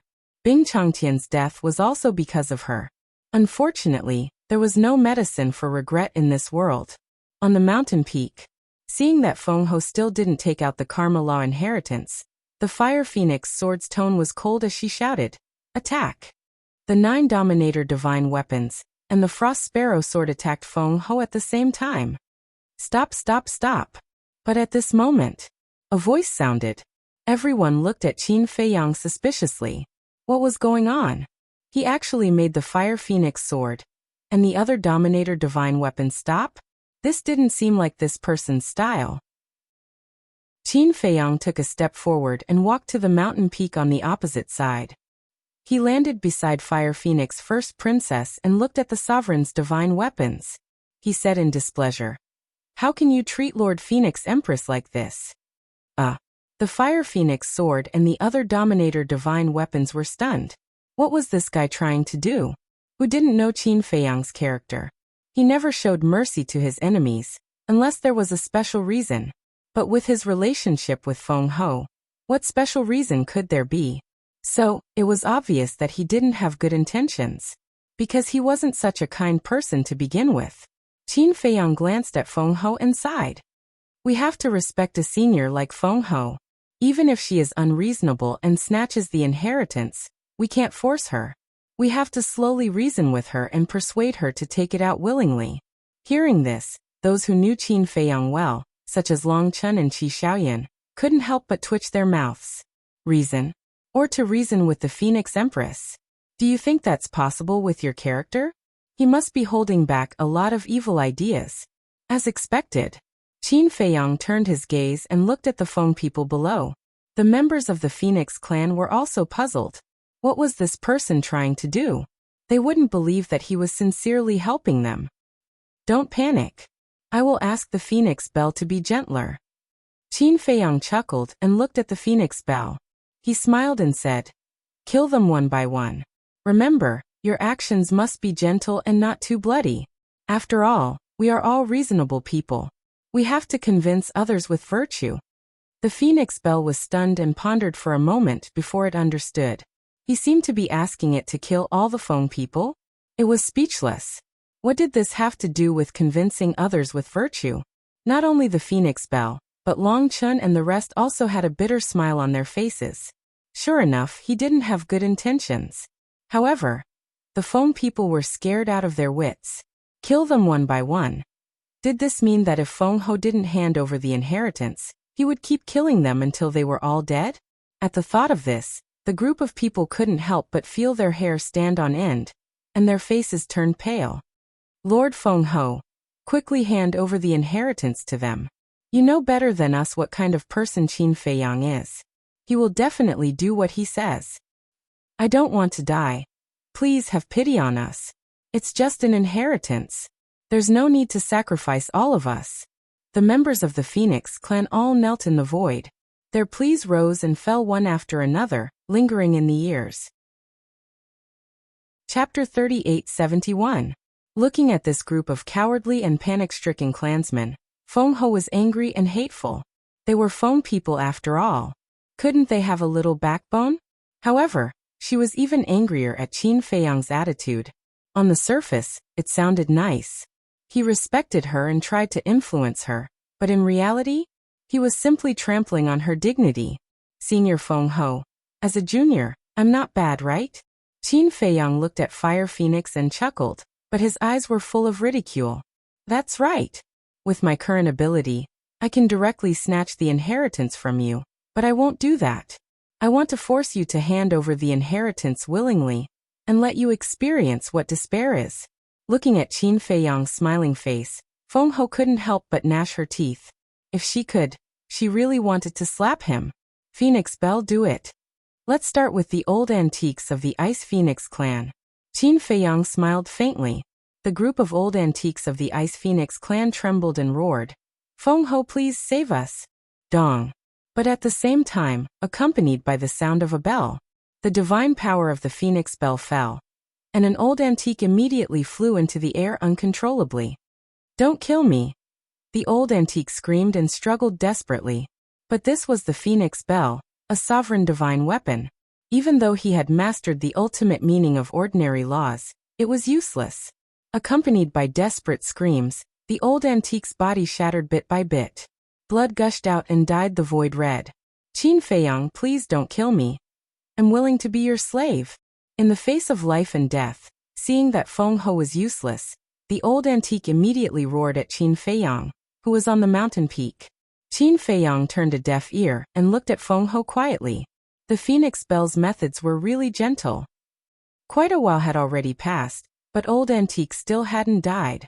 His body hadn't been completely pulverized, and his blood-curdling screams continued to reverberate between heaven and earth. Seeing this, many people couldn't help but feel their scalps go numb. They cursed in their hearts. This damned gentleness was clearly a form of torture. Rather than that, he might as well be a little more ruthless and straightforward. About 10 breaths passed. All that was left of old antique was his soul. Seeing that Feng Ho was still unmoved, Qin Feiyang shook his head and sighed. It seems that he is still not gentle enough to influence our Lady Feng Ho. Hey! The Phoenix Bell chuckled, and divine might rolled out. The people of the Feng people were instantly enveloped by this divine might. Qin Feiyang's expression changed. He pointed at Bing Running and said, "Don't attack her." Princess Huofeng was stunned. The others were also puzzled. Based on the grudge between Qin Feiyang and Bing Running, shouldn't he be the focus of attention? Why didn't the Phoenix Bell touch her now? What the hell was this guy doing? Even Bing Running herself was puzzled. Wait. Could it be that Qin Feiyang has taken a fancy to Bing Running's beauty and wants to do something? No way. I heard that Qin Feiyang is already married, and I also heard that his wife is extraordinarily beautiful. What do you know? Which man would dislike having too many wives? Moreover, this Bing Running is indeed good-looking. Gossip was a fearful thing. This sentence was indeed true. It was obviously made up out of nothing, but after everyone's discussion, it instantly became as if it was true. Even Qin Feiyang himself couldn't help but feel helpless when he heard this. Why were these people's imaginations so rich? Bing Running? Although she was indeed somewhat beautiful, with such a vicious heart, how could he take a fancy to her? Moreover, he was single-minded when it came to relationships. The Phoenix Bell was also stunned, but it didn't ask much and let Bing Running go. But the others weren't so lucky. Not only did the pressure increase, but everyone couldn't help but scream as blood gushed out of their bodies. His pleas to the Phoenix Empress had never stopped. Feng Ho looked at this scene and clenched her hands tightly. This was the backbone of the Feng people. Now that they had lost the sovereign divine weapon, if they also lost these people, the entire Feng people, except for her, would be left with a group of old and weak soldiers. At that time, how could the Feng people keep pace with the dragons and the Kirin clan? At that time, the Feng people would even become the weakest side in the Sky Cloud realm. Although the human race used to be at the bottom, it was different now. The Feather Emperor and the Blood Ancestor had returned. With these two experts, the human race was no longer the same as before. The Feng people were at the bottom. This kind of thing absolutely couldn't happen. However, if she lowered her head like this, how could she establish her prestige in the future? How could she establish a foothold in the sky cloud realm? Wouldn't she be laughed at by others? She endured the grievance in her heart and transmitted her voice. Qin Feiyang, don't be too ruthless. Let's talk in private. Qin Feiyang smiled but didn't say anything. Don't go too far. Feng Ho roared in a low voice. Qin Feiyang was slightly stunned. How could she have the face to say this? Who was going too far? Sure enough. There was a saying that said, despicable people were invincible. Lord Feng Ho, save me. At first, only a small part of the old antique's divine soul was left. Seeing that his divine soul was about to be destroyed, his heart was terrified to the extreme. As for the others, including Hua Dahong, their bodies were shattering bit by bit. It was worse than death.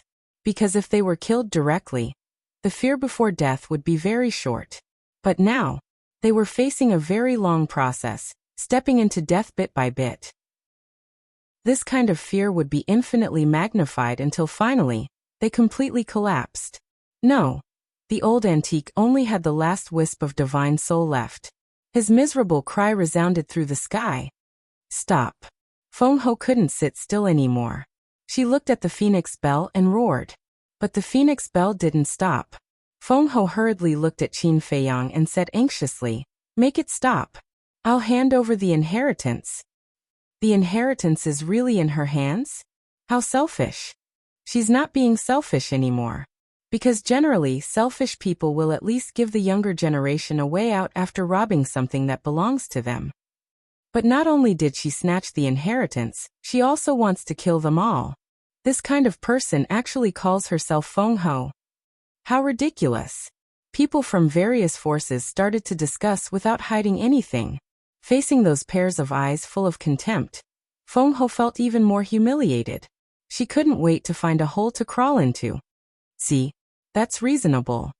If you encounter such things in the future, remember to be like this. Use sincerity to influence the other party. Qin Feiyang chuckled. The phoenix bell was speechless to the extreme. It released the pressure. The Feng people were like stray dogs. They desperately ran toward Feng Ho. Lord Feng Ho, give it to me. Qin Feiyang looked at Feng Ho with a smile. Feng Ho glared at Qin Feiyang. If looks could kill, Qin Feiyang would have died countless times. However, Qin Feiyang completely treated it as air. His face was full of smiles. Finally, Feng Ho still took out the inheritance and threw it to Princess Huafeng. Princess Huafeng immediately caught it in her hand. After confirming that there was no mistake, she breathed a sigh of relief. That's the inheritance of the law of cause and effect. And it's the inheritance of the ultimate profound. My God, there is actually such a divine object in this world. Then Princess Huafeng, as long as she fuses with this inheritance, will she be able to control the ultimate profound of the law of cause and effect? People from various forces looked at Princess Huafeng with envy in their eyes. At the same time they were curious. What kind of place is this Sky Bell Divine Treasury? It actually has such a divine object. Wait a minute. Even Princess Huafeng has an inheritance of the ultimate profound. Then what about Qin Feiyang? It seems that from the moment he came back until now, Qin Feiyang hasn't personally made a move. What level has his current strength reached? There is also Frenzy and Golden Wing Wolf King. They haven't appeared until now. Are they dead? But if they are dead, why isn't there any sadness on Qin Feiyang's face? Everyone stared at Qin Feiyang in surprise. There were countless doubts in their minds. And for all this, Qin Feiyang naturally wouldn't explain. He looked at Princess Feng Ho with a trace of sympathy in his eyes. She sacrificed so much for the Feng people, but in exchange she got such a result. What a pitiful woman. Feng Ho said in a deep voice. The inheritance has been given to you. Now please disappear in front of this sovereign immediately. Okay. Qin Feiyang chuckled and looked at the phoenix bell. Take Bing Running and let's go. Bing Running's gaze trembled. What does this person want to do? Why should we take Bing Running away? Feng Ho's gaze also sank. I really want to reason with you, but you really don't know what's good for you. You want to know why? Okay, I'll tell you. Because my current strength is stronger than yours. Are you satisfied? Qin Feiyang sneered, looked at Feng Ho with disdain, and turned to leave. Stronger than me? Haha.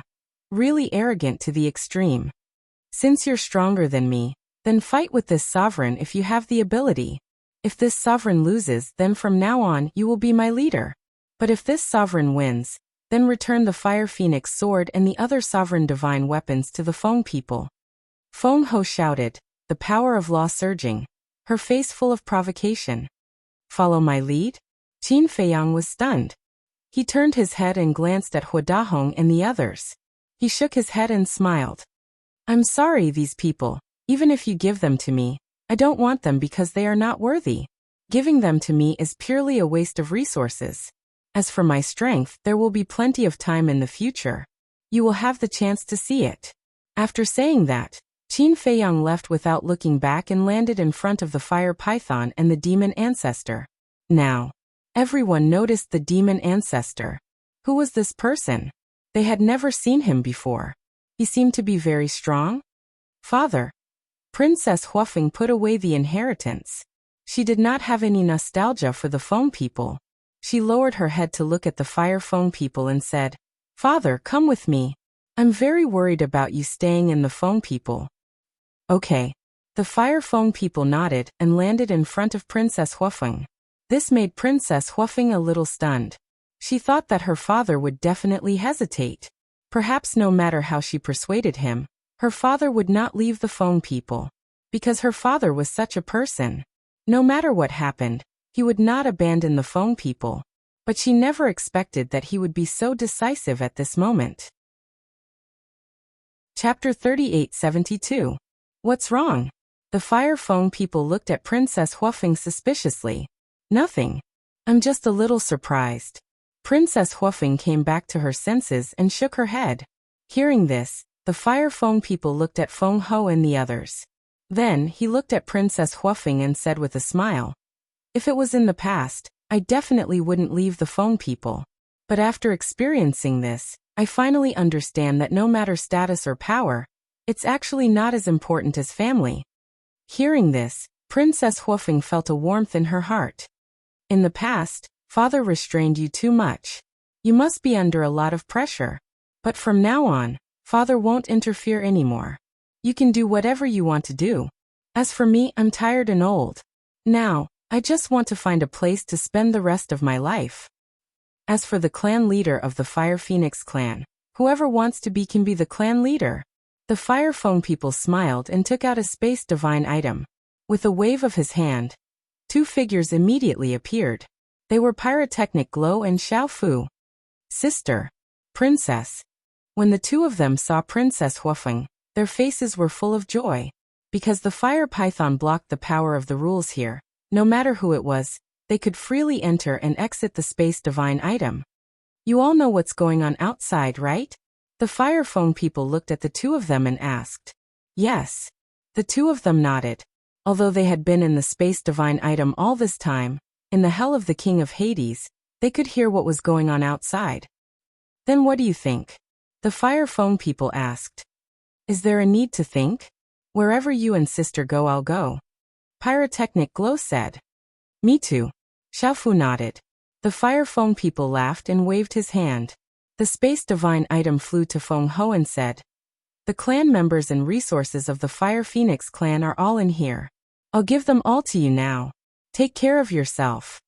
After saying that, he led his children and the Daifuka brothers towards the opposite mountain peak. Hua Wenchang. Are you also going to betray the Feng people? Hua Dahong roared in exasperation. It's not that I want to betray you. It's just that the Feng people can't tolerate us.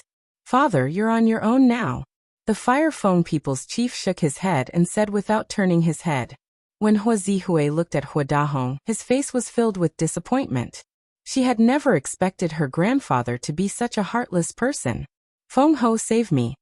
At the same time, Bing Runing, who was imprisoned by the Phoenix Bell, struggled with all her might while calling for help. He didn't know what Qin Feiyang wanted to do. However, with the grudge between her and Qin Feiyang, it was easy to imagine that once she fell into the hands of Qin Feiyang, she would definitely not have a good ending. However, In the face of her call for help, the phone people were angry but didn't dare to say anything. Now they didn't even have a sovereign divine weapon. The dragons and Kirans were also watching from the sidelines. They didn't have the ability to resist at all.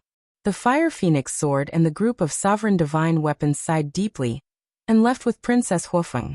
Brother Qin, thank you for taking care of my daughter in the Sky Bell Divine Treasure. Huo Wenchang landed in front of Qin Feiyang and cupped his hands with a smile. It's my pleasure. Qin Feiyang waved his hand and smiled, asking, Senior, what are your plans from now on? What else can I plan? In terms of strength, I'm not as good as you young people. In terms of wisdom, I'm far inferior to you. And all these years, for the sake of the phone people, I haven't had a good day's rest. So now, I want to find a quiet place to stay for a while and relax. Huo Wenchang shook his head and smiled. Qin Feiyang thought for a while and smiled. Then why don't you follow me to the Black Tortoise World? Black Tortoise World? Huo Wenchang was stunned. Yes. The Black Tortoise World is not as strong as the Sky Cloud World, but the people there are kind and hospitable.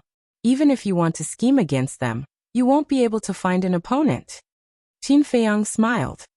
Is it appropriate? Huo Wenchang hesitated. What's wrong with it? Let's go. Qin Feiyang smiled faintly. Then he led the group of people and the group of sovereign divine weapons and disappeared without a trace.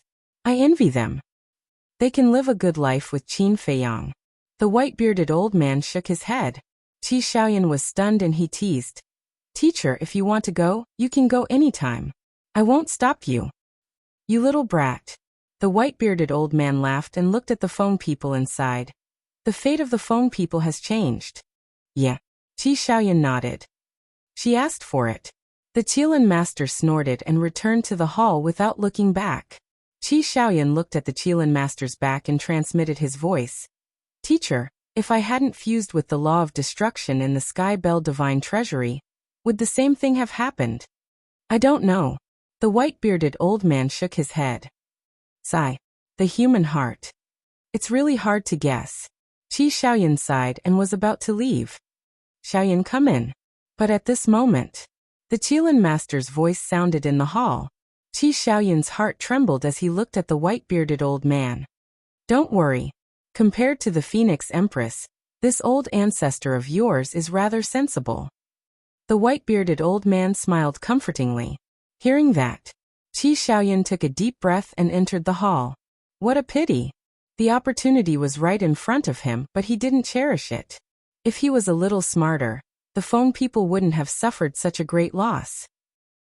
Instead, they might have even surpassed the dragons and Qilins. A sigh sounded. It was Long Chun. He shook his head and sighed. Then he turned around and left with the first prince of the dragons. Long Chun, what do you mean by that? Someone from the phone people heard his words and immediately asked. Long Chun stopped and turned to look at the group of people. He said suspiciously, Don't you understand? Do you think the relationship between your princess and the golden-winged wolf king is enough for you to benefit from it? Her relationship with the golden-winged wolf king? What's their relationship? The phone people were puzzled. You still don't know? Long Chun was astonished. But after thinking about it, he understood. Based on the phone people's attitude towards Qin Feiyang and the others, Princess Huofeng definitely wouldn't dare to say it out loud. Let's satisfy your curiosity. Your princess has already gotten together with the golden-winged wolf king. That's all I have to say. Take your time to figure it out. Long Chun smiled faintly and left without looking back. What? She has actually gotten together with the golden-winged wolf king.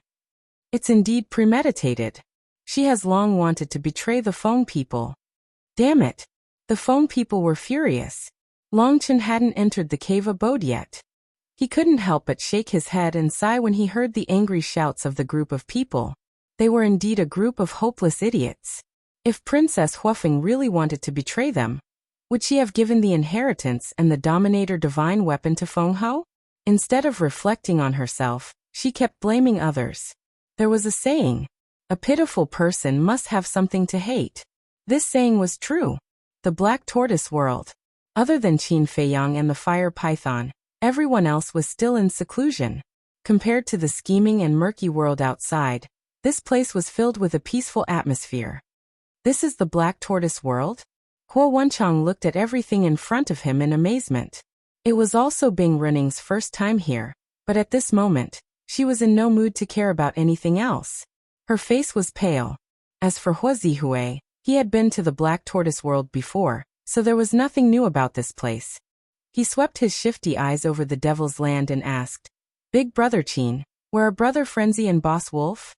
Qin Feiyang was slightly stunned. He looked at Pyrotechnic Glow and joked, Do you miss them that much? Of course. After all, they are two big brothers. Pyrotechnic Glow said without blushing. Qin Feiyang rolled his eyes and said, Do you miss them or the divine brew? Ah. Pyrotechnic Glow looked at Qin Feiyang in shock. Even this little trick couldn't escape this person's eyes? Princess Huofeng's face also darkened. She slapped Pyrotechnic Glow's forehead and said angrily, What time is it now? You still want to drink? No, this is all nonsense from Qin Dage. Do you really believe it? Pyrotechnic Glow felt wronged. With your little trick, who can you hide it from? Princess Huofeng rolled her eyes at him. Huo Wenchang looked at this scene and couldn't help but smile. It seemed that his precious daughter and son were getting along better with Qin Feiyang's group than he had imagined. Suddenly, Huo Wenchang seemed to have thought of something. He looked at Qin Feiyang and said, Can you ask Golden-Winged Wolf King to come out now? I want to talk to him. Ah. Qin Feiyang and Princess Huofeng immediately looked at Huo Wenchang. Why did he suddenly want to look for the white-eyed wolf? Cough cough.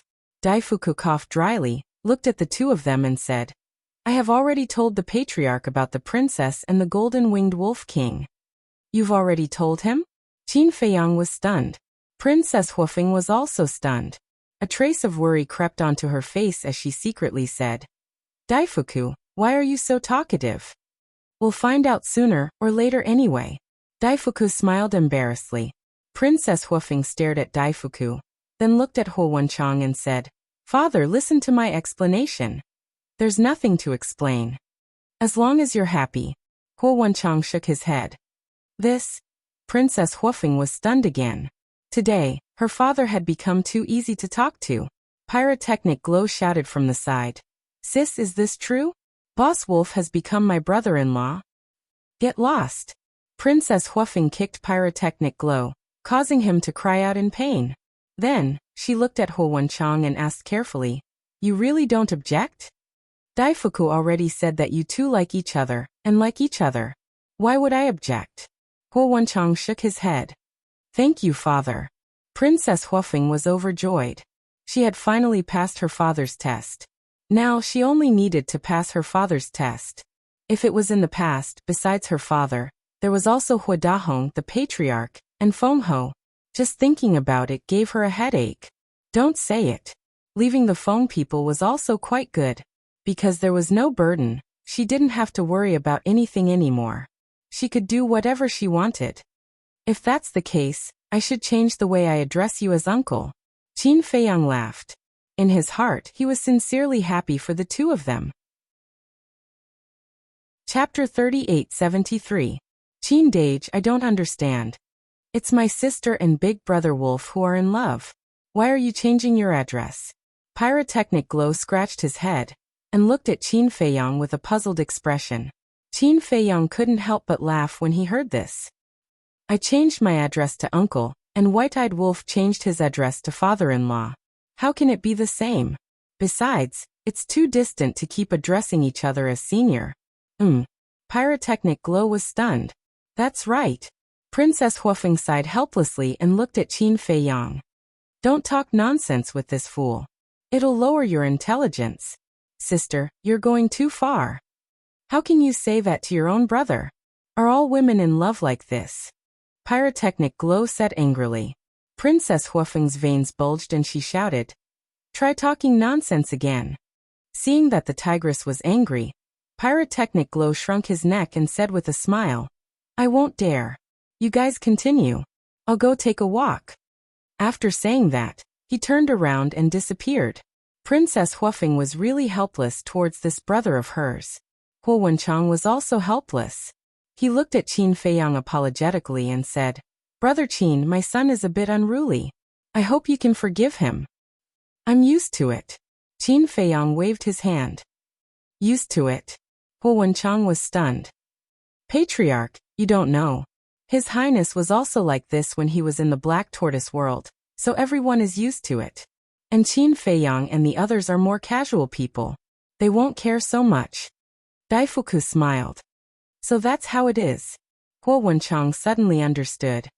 Father, in the future, you'd better not call him Brother Qin. This is a bit messy. Princess Huofeng lowered her head and smiled embarrassedly. Ah. Huo Wenchang looked at Princess Huofeng and was stunned for a moment. He shook his head and smiled. What's wrong with that?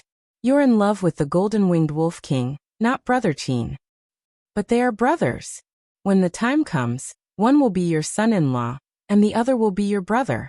What kind of joke is that? Princess Huofeng was displeased. Son-in-law, we haven't even gotten married yet, and you're already impatient. My daughter, you were indeed born to belong to another family. You haven't even gotten married, but you're already siding with others. Huo Wenchang shook his head sadly. When did I? Princess Huofeng blushed. Huo Wenchang shook his head and laughed. After pondering for a moment, he looked at Qin Feiyang and said, How about I call you nephew from now on? All right. Qin Feiyang nodded. It was just a title. It didn't matter. Huo Wenchang looked at the Daifuku brothers and sighed. Daifuku Xiaofu, don't call me patriarch from now on. I'm no longer the patriarch. Okay. Then we'll call you patriarch already. As for the two princes, they'll be young master and young Mississippi. Daifuku smiled slightly. No need. In the future you can just call me by my name. After all, I've never treated you as outsiders. And I've always seen how you care for Wu Er and Zihui. In the past, when we were in Feng people, we had no choice but to follow the rules. But now it's different. We're alone. From now on we'll be a family. You can also call Wu Er and Zihui by their nicknames.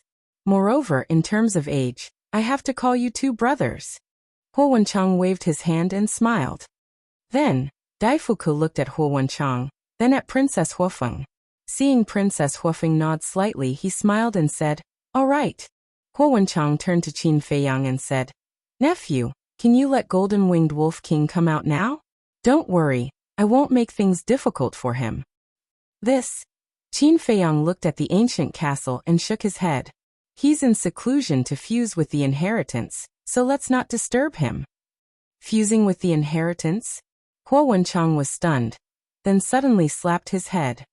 He remembered that Daifuku said that the blood ancestor had given Golden-Winged Wolf King an ultimate inheritance. He nodded and said, It's my fault. All right, let's wait until he comes out. Daifuku looked at Princess Huofeng and said, Wu Er, why don't you go into seclusion to fuse with the inheritance first? As for your father, we'll take good care of him. Then, Princess Huofeng looked at the Daifuku brothers and nodded. All right, then I'll have to trouble you. No problem. Both of them smiled. Qin Feiyang said, Uncle, I also have to go into seclusion, so I won't be able to receive you personally. It's fine. Huo Wenchang waved his hand. Qin Feiyang turned to look at Daifuku and smiled. You're already familiar with the Black Tortoise world. Bring Uncle around for a stroll. As for your residence, pick one of the courtyards over there. Also, the tea garden has a lot of good tea. If Uncle is bored, you can go there and drink some tea. In short, there's no need to be reserved.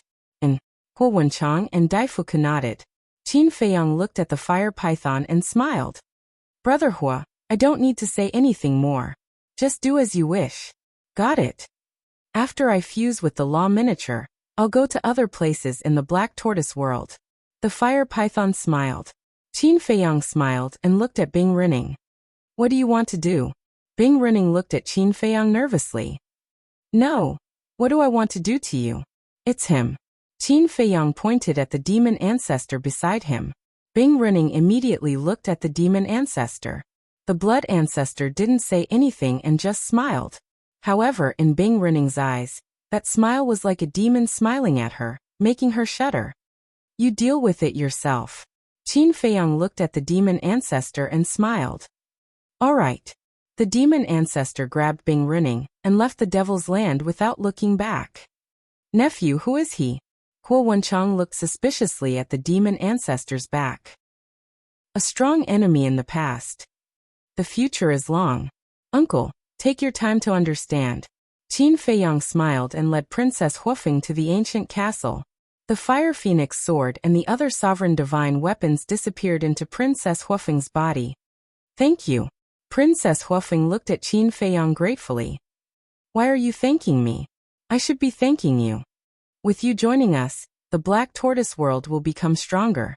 Qin Feiyang smiled. When first Princess Huofeng heard this, she was silent for a while before she sighed and said, Although I've left the phoenixes now, I might not be able to kill them. I understand. Don't worry, I won't let you do such a thing. Besides, do the Feng people need your help now? Qin Feiyang said domineeringly. Princess Huofeng was stunned and couldn't help but laugh. That's right. With Qin Feiyang's current means, not to mention the Feng people, even if the Feng people, the Kirin clan and the dragons joined forces, they wouldn't be able to threaten him. Oh right. I still don't know your name. Qin Feiyang looked at Princess Huofeng. You finally remembered to ask? Princess Huofeng shook her head speechlessly. After being together for so long, he had never asked for her name. This attitude was really good. She said, Fire dance. Fire dance. Qin Feiyang murmured and smiled. Then, I'll leave the white-eyed wolf to you. Although the white-eyed wolf was unreliable in the past, I can clearly feel the changes in him after being together with you. However, you can't be careless. You have to give him a warning at all times. If he hears this, I'm afraid he'll fall out with you on the spot. Princess Huofeng covered her mouth and laughed. Fall out? Never. Don't be fooled by our usual bickering. But the affection between us is something that no one can shake. Qin Feiyang shook his head. I believe that. Fire Dance nodded. Because the white-eyed wolf had already told her about him and Qin Feiyang. They grew up together, and no matter what difficulties they encountered, they had never abandoned each other. This affection was something that even she, as his lover, couldn't replace. Oh right. Later send your father, Xiao Fu, and your brother the epitome of the laws that they need. Qin Feiyang said again. Thank you. Princess Huofeng was stunned and smiled gratefully again. Sooner or later, we'll be family. What are you thanking me for? Qin Feiyang waved his hand and entered the castle. He walked to the door of the cultivation room, and pointed at the cultivation room next to it. This is the white-eyed wolf's cultivation room. You can go to his cultivation room to cultivate in seclusion later. Okay. Princess Huofeng blushed and nodded. After Qin Feiyang handed the epitome to Princess Huofeng, he closed the stone door of the cultivation room, and began to focus on fusing the ultimate profundity of the law of light. The Phoenix Empress had only grasped 3 ultimate profundities. As for Qin Feiyang, although he had mastered the ultimate profundity of the law of karma, the ultimate profundity of the law of life and death was enough to compete with the ultimate profundity of a supreme law. Therefore, as long as he fused with the law of light, he wouldn't be weaker than Feng Ho even if he didn't open the eye of heaven. Outside, the Feng people were gone. No one knew where they were hiding and crying secretly. The people of the other forces also returned to their respective cave residences one after another. This matter was bound to become a hot topic of discussion. At the Qilin clan, at the peak of the mountain, in the main hall, Qi Shaoren stood in the middle of the hall and looked at the Qilin master, who was sitting on the throne with his head lowered and a nervous expression on his face. What are you nervous about? The Qilin master asked after observing Qi Shaoyan for a while. Qi Shaoyan's eyes trembled, and he clenched his teeth. He had to face what he had to face. He looked at the Qilin master and said, Ancestor, I'll be honest. What is it? The Qilin master asked. Qi Shaoyan smiled bitterly and said, Didn't you already have a premonition? In that case, the sovereign weapons like the Qilin sword have indeed acknowledged you as their master, just like the Feng people's sovereign weapons? The Qilin master asked. Qi Shaoyan could clearly sense a trace of anger from the Qilin master. He braced himself and nodded. Yes. Then why didn't you tell me earlier? Why did you wait until I asked? The Qilin master asked angrily. Qi Xiaoyan sighed and said, I didn't dare. This is too serious. I was afraid of angering you. But I'm even angrier now. The Qilin master slammed his palm on the armrest, and a terrifying aura surged out. Chapter 3874. Qi Xiaoyan's body trembled, and he hurriedly said, Ancestor, please calm down. This matter is giving me a headache as well. Indeed, he was having a headache. She could have lived an easy and carefree life. However, Qin Feiyang had no choice but to force him to the heart of the struggle. A headache. The Qilin master felt like laughing. He looked at Qi Xiaoyan and said indifferently, Isn't it a good thing for the sovereigns to acknowledge you as their master? Do you know how many people dream of that? Ancestor, please don't laugh at me, said Qi Xiaoyan. Don't you know what kind of person I am? I'm not interested in that at all. Qi Xiaoyan sighed. Wasn't it nice to drink tea and take a stroll? The Qilin master looked at Qi Xiaoyan helplessly. This descendant of his was good at everything. His only flaw was that he stood aloof from worldly affairs, and was too indifferent to fame and fortune. Ancestor, to tell you the truth, Qin Feiyang forced me to do this. He made the divine Qilin swords and other sovereigns swear a blood oath to acknowledge me as their master. Do you think he's doing this out of goodwill? No. He's trying to trick me, forcing me to make a choice on behalf of the Qilin race. Qi Xiaoyan shook his head. The more he thought about it, the angrier he got. The Qilin master sank into silence. So that was the case. Sigh. Although I was forced to do this, if the ancestor wants to blame me, I am willing to accept any punishment.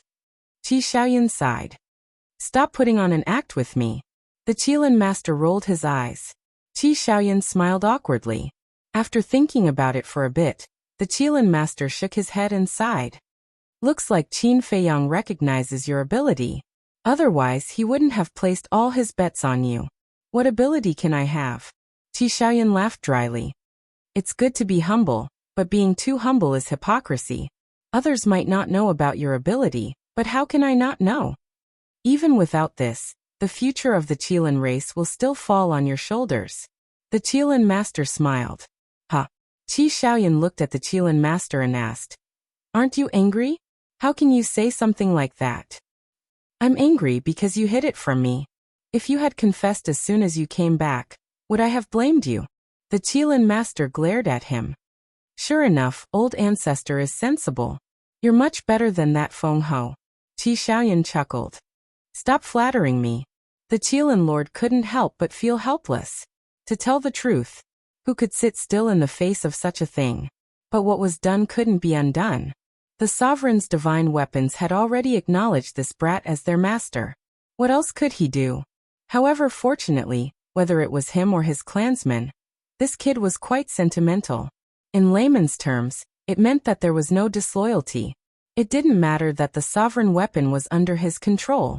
Anyway, as long as he wasn't as selfish as Feng Ho, as long as the Qilin clan wasn't as unreasonable as the Feng people, these sovereign divine weapons would still belong to the Qilin clan. Speaking of which, I have to thank Qin Feiyang. The Kirins chuckled. Thank him. Qi Xiaoyan was stunned. Yes. If he hadn't forced you to do so, I don't know when you would have stood up and taken on this responsibility. Just work hard. Regardless of our relationship with Qin Feiyang in the future, at least from this point, it can be seen that he has already regarded you as a worthy opponent. Actually, this is good. After all, the future belongs to you youngsters. It's time for us old fellows to step aside. The Qilin master laughed hoarsely. Qi Xiaoyan was touched by those words. Indeed. It was indeed different to have a sensible senior. If Feng Ho was also a reasonable senior, would Princess Huofeng have betrayed the Feng people? Would the Feng people have fallen to their current state? This was the result of a momentary lapse in judgment. But in truth, I don't want to. Qi Xiaoyan felt helpless. He still yearned for his previous life. He was like a wild crane, carefree and carefree. How nice was that? Everyone has to grow up, said the Qilin master. You are no exception. Moreover, compared to ordinary people, you have more on your shoulders. That's because you were born in such an environment. The Qilin master smiled. Don't you still have father and the patriarchs? In truth, even if the sovereign weapon is in my hands, it won't affect me much, said Qi Shaoyan. That's right. How can their abilities be compared to yours? Moreover, you have already fused with the ultimate profundity of the law of destruction. You have also obtained the miniature versions of other laws. Your future accomplishments will definitely surpass theirs. The Qilin master smiled confidently. All right, I'll work hard. Qi Shaoyan nodded. He knew he couldn't escape. That's more like it. A man should take on the responsibility of a man. The Qilin master chuckled. Qi Shaoyan smiled bitterly and asked, what about the Qilin Holy Sun? The Qilin Holy Sun. The Qilin master pondered for a bit before smiling. You can deal with that yourself. I'll deal with it? Qi Shaoyan was astonished. Was the Qilin master not doing anything? Ancestor, this isn't right. You should at least give me some time to get used to it. Originally, I guess, I kept the Fire Qilin because I wanted him to integrate with the Qilin race. But in the end, I discovered that I had greatly underestimated his relationship with Qin Feiyang. If he had a choice, he would definitely choose Qin Feiyang without hesitation. Fine. Some things can't be forced. The Qilin master shook his head and sighed. Then why do you want him to stay with the Qilin race? Qi Shaoyan asked doubtfully. The Qilin race didn't seem to lack a Fire Qilin. It's my intuition. This Fire Qilin is different from us, said the Qilin master. Qi Shaoyan frowned. Different? Qi Shaoyan frowned. He had interacted with the Fire Qilin before, but frankly speaking, he couldn't find anything different about it. In the blink of an eye, several years passed. That night, two terrifying auras erupted one after another in the Black Tortoise world. They were none other than Feng Zi and Qin Feiyang. They had fused with the laws of light and slaughter, so they were faster than the white-eyed wolf and Princess Huofeng. On the same day, the dragons, a terrifying murderous aura, also erupted from a cave abode. It was Long Chun. He had also successfully fused with the law of slaughter. Haha. With 3 ultimate profundities, who else can be my match now? Feng Zi came out of seclusion, and his arrogant laughter resounded throughout the entire Black Tortoise world. Don't be cocky. With your current strength, you're not even as strong as Feng Ho and the others. Qin Feiyang walked out and angrily glared at him. Tithe. It's not like I don't have other methods. After I transform, I'll open my blood eye and crush them easily. Feng Zi's face was full of disdain. Qin Feiyang was helpless. Can't you keep a low profile? However, since he had already come to the Nether King's hell, shouldn't he thoroughly investigate the mystery of Feng Zi's background? But how should he investigate? Suddenly, Qin Feiyang's mind flashed with an idea. He looked at Feng Zi and said, Senior brother, why don't you go to the Moon of Evil to take a look? Look at what? Feng Zi was suspicious. Qin Feiyang asked, in the past, when you touched that blood bead in the Moon of Evil, did an image appear in your mind? Yes, but I couldn't see it clearly. Feng Zi nodded. In the past, I couldn't see it clearly. It might have something to do with your cultivation. And now you have already grasped the 3 ultimate profundities, maybe there will be some changes. Qin Feiyang wasn't sure. After all, this kind of thing was not within his scope of understanding. Is that so? Feng Zi frowned. Whether there are gains or not, there's nothing wrong with trying. Qin Feiyang smiled. Feng Zi pondered for a moment and nodded.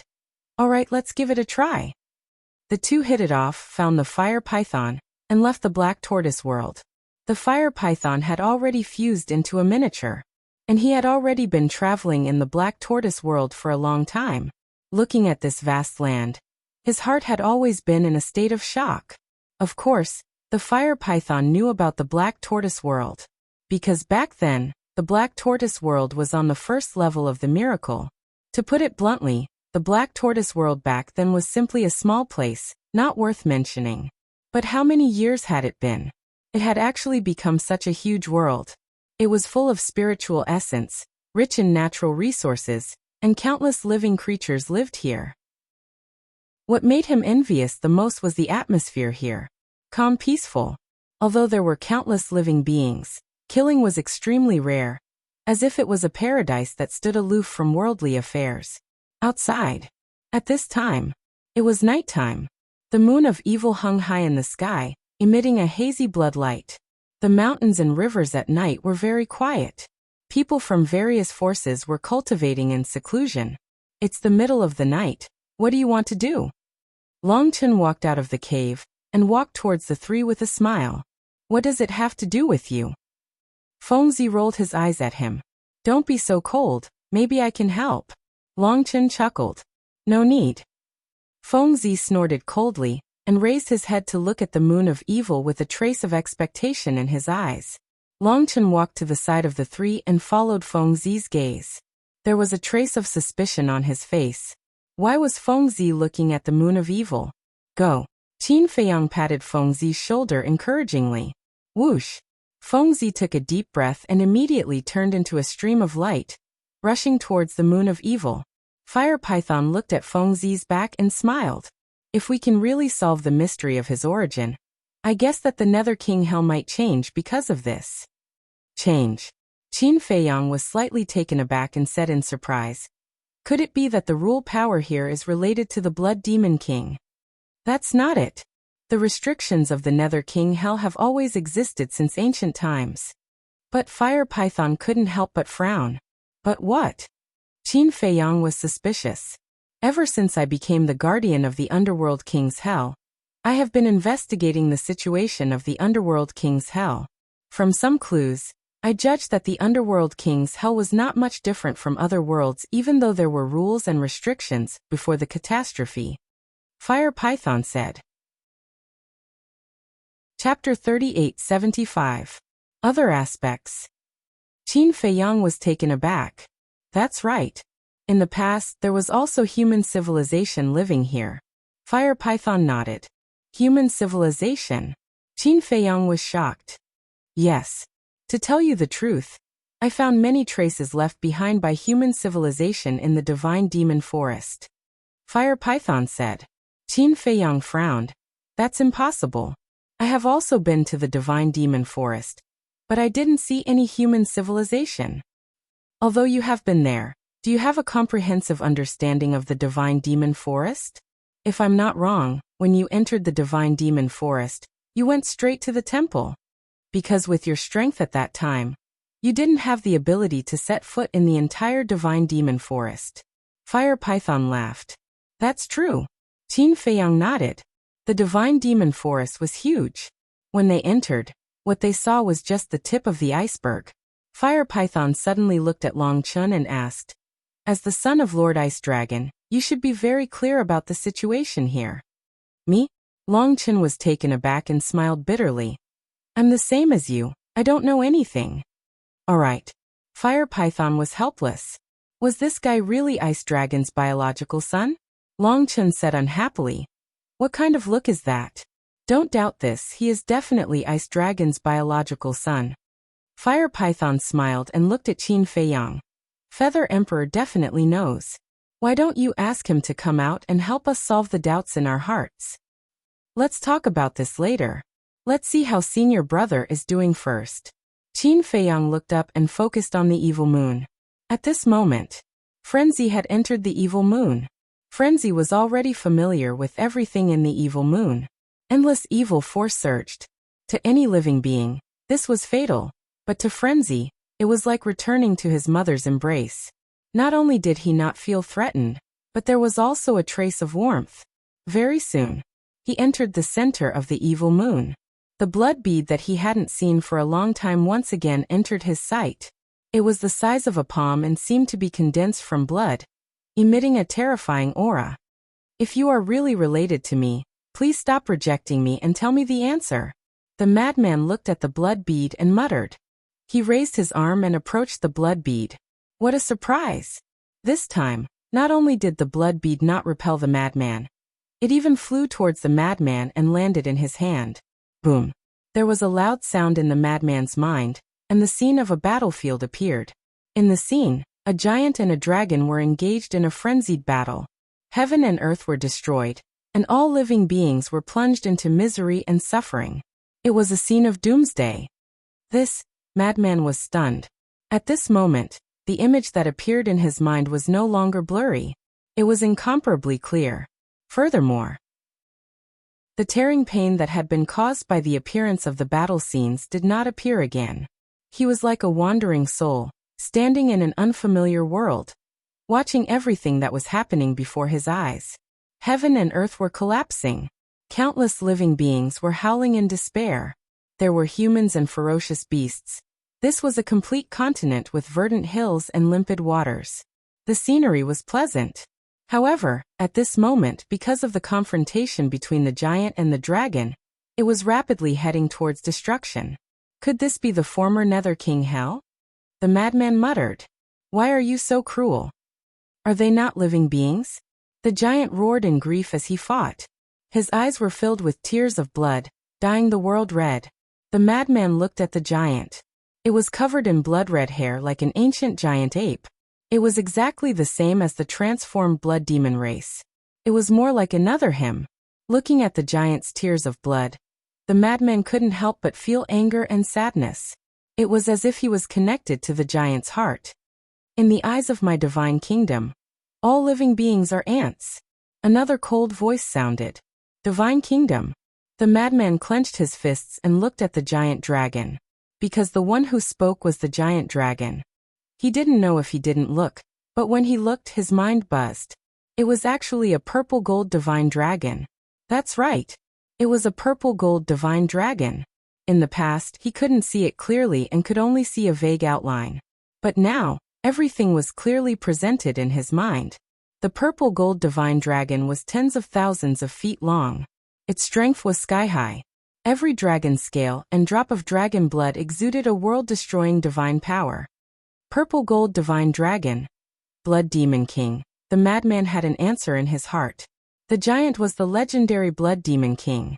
And this purple gold divine dragon, without a doubt, was the leader of the divine nation's experts that the blood ancestor had mentioned back then, who had led the invasion of the lower realm. The blood ancestor had said, back then, a divine kingdom powerhouse led a group of people from the divine kingdom to invade the lower realm. At that time, it was the blood demon king who led the blood demon race to intercept the Nether King Hel. In the end, not only did the blood demon king die in battle, but the entire blood demon race was almost wiped out. And almost all the powerhouses of the divine kingdom died in battle. Only the leader returned to the divine kingdom with serious injuries. Judging from the scene, there was no doubt that this purple gold divine dragon was the leader. And it was still alive. The bloody battle was still continuing. And, what a ridiculous word. All things in the world are equal. Every living being has its value. What right do you have to control the fate of others? As long as I am here today, you can forget about stepping into other continents. The blood demon king roared towards the sky. A blood-colored ancient tower soared into the sky, suppressing all directions. This was the blood demon tower. There were a total of 10 floors. And at the top of the tower, there were 2 palm-sized blood beads that emitted a monstrous bloody light. Sovereign weapon.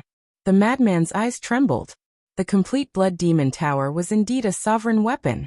The blood demon tower charged towards the purple gold divine dragon with the power to destroy the world. Humph! The purple gold divine dragon snorted. A purple gold ancient palace appeared, with countless dragons roaring inside. Divine might filled the sky. This was also a sovereign weapon. Boom! The 2 sovereign weapons collided. The sky collapsed and the earth cracked. The sun and moon lost their light. The entire Nether King Hel instantly fell into a scene of destruction. The battle lasted for 3 days and 3 nights. The Nether King Hel was destroyed and all living beings died. Only a few blood demons were left, but they were also on the verge of death. Looking at all of this, the blood demon king smiled bitterly.